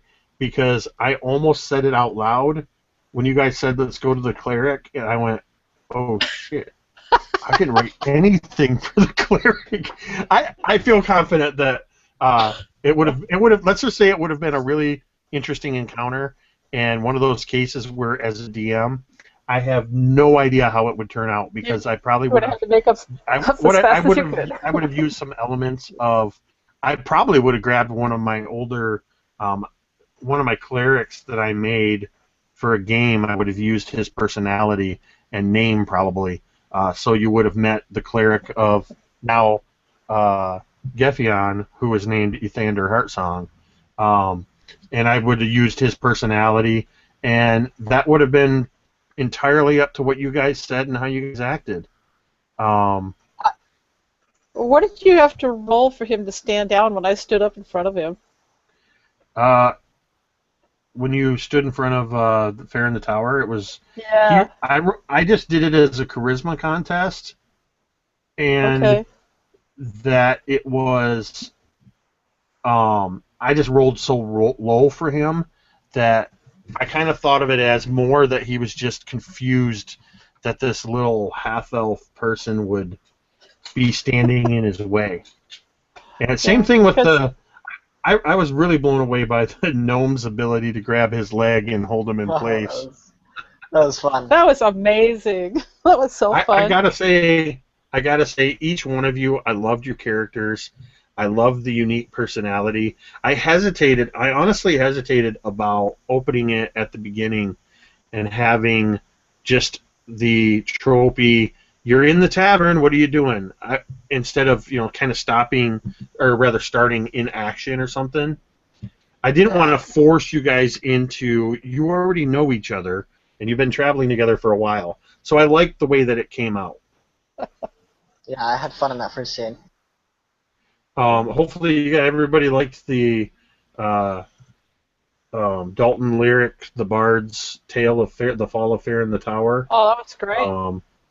I wrote that in one go in about 20 minutes. I let Matt have a look at it. Again, a lot of it was based on the lore, but I took some liberties with it. I figured it's a bard's tale. It's prone to hyperbole. Maybe there weren't 1,000 dragons, but the bard knows that sounds true. By the time he's done telling your story, you will have defeated probably 20 flaming skulls and a couple dragons and who knows what else. I did forget to throw... I was going to have some of the trees in the orchard be awakened and have you fight those, but I forgot about that. Well, your time came out perfect. Yeah, I was There's just only looking 3 at the of us. clock. I don't normally look at the clock, or sometimes I look at it just for pacing. When I don't look at the clock, that's a sign to me that I feel like we're having some good pacing because I'm just totally into it, and I'm more prone to look at it during the week. But Daniel, remind me, because after you said we had played together, did you play in one of my Copper Jackals games? It was forever ago. It was a D&D beginner one-shot when I had Oh, just got the you 5th played edition. in the Goblin one. Yes. Yeah, okay. Yeah, I just ran got that the one. PHP like the day before. Yeah, okay. That's why I wasn't sure. That was one of my early games that I ran, and it was a Chris Perkins 4th edition game that he had written for Dragon Magazine and or Dungeon. I forget which one. But I ran that on a Saturday morning. I got up at like 7 in the morning because we had 2 or 3. I was late because it was 7 in the morning. Yeah, I ran it at the request of our European friends. I had somebody from Belfast and somewhere else. So I just wanted to make sure I remembered that. Well, I want to thank you guys for playing. Simon and Daniel, I haven't really interacted with you guys at all online, but I would love to have you guys, all of you, or any of you in games in the future. Hoping to run a few more one-shots. And hopefully before too long, I'm hoping by the fall to start running some one-shots in my own homebrew world of Erenoth. And we'll see how that works out. These Absolute Tabletop guys, inspiring me to finally get around and do my own world. I just like playing in other people's worlds so much. And Carol, you and I have talked in Hangouts and on Facebook and stuff. Right. And so... Right. But this is our first time playing together in a game, and it was a blast. It was. One last thing about Katu, though. After the big party, she's going to sit in her beard and cry over the kids. Yeah. That was one part I felt like I could have done a little better on, is we could have spent more time on learning more about the youth and the group, that what they were doing. And how they got into the tower, why they got into the tower, but I like that kind of aspect, and I like the way you played your reaction to it.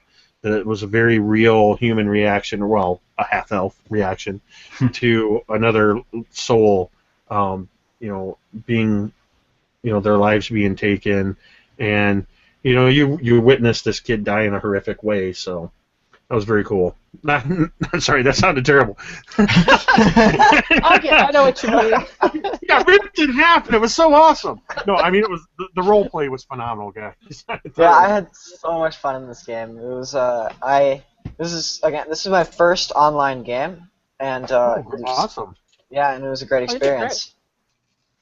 Well, it was a pleasure. I was a little worried when Simon talked about his character when he first talked about him, and he's like, he's going to be annoying, but get the job done. I'm like, uh-oh. Because I played with people that were annoying, and it's no fun, but you were great. Full disclosure, I was a little worried too. Just because you were coming in as an unknown quantity, and then saying that, I was a little bit worried. Yeah.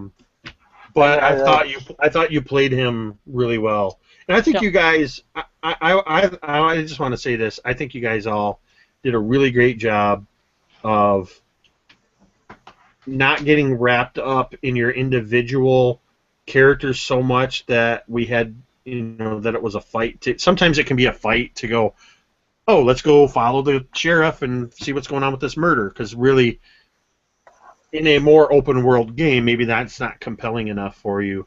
But you guys jumped right into the adventure really, wholeheartedly, and got involved in it and started working together. So it's been a blast. I'll let you each kind of sign off, and then I'll do a final wrap up. So, final words, Carol. Well, I guess thank you very much for the game. I had an absolutely wonderful time. You will see Katu again, somewhere, somehow. 'Cause I'm just getting started with her. I really like her. But yeah, she's the mother. That's her personality, is to mother everybody. And it sometimes it's a struggle not to over mother. Right. You know, there's a few times she wanted to grab grab people and say, "You can't do that," and I'm like, "No, you can't." Yeah, I had just a really, really good time. Thank All you. right. Daniel.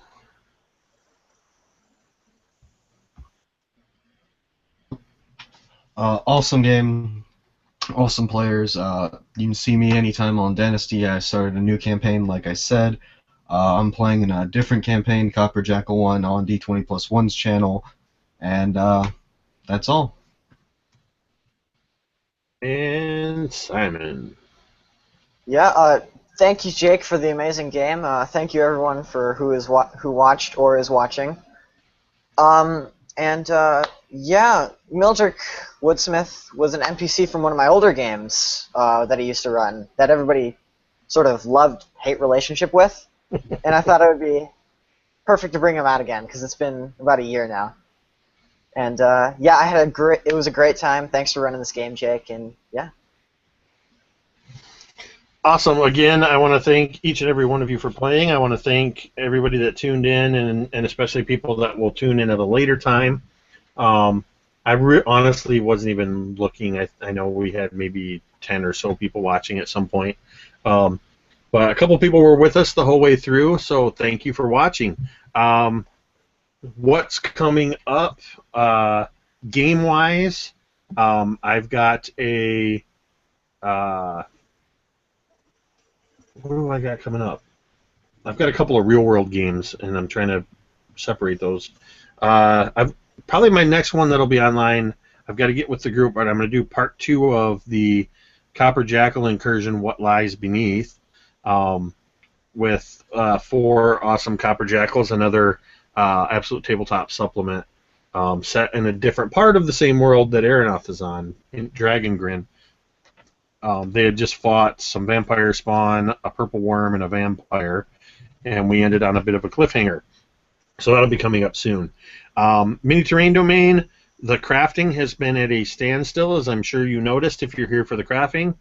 I'm going to be getting that going again sometime soon.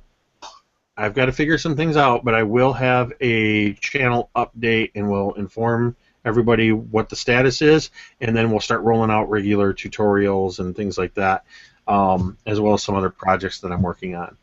So we'll get back to the crafting stuff. Additionally, you can also find me on Facebook at facebook.com/miniterraindomain. You can see me knocking around the Absolute Tabletop official group, the Tabletop One-Shot RPG group, even Dungeons and Dragons 5th Edition Facebook group. I'm on all kinds of Facebook groups for D&D, as well as my other project, which is facebook.com/FJ2FJ is actually what the handle is. It's Fat Jake the Fit Jake, where I'm on a journey to make myself healthier, 43 and beyond. And we got a nice little community over there of people supporting each other, and I'm going to just kind of be truthful and honest on my own journey. So if you're into that kind of thing, you're more than welcome to come over and check it out over there.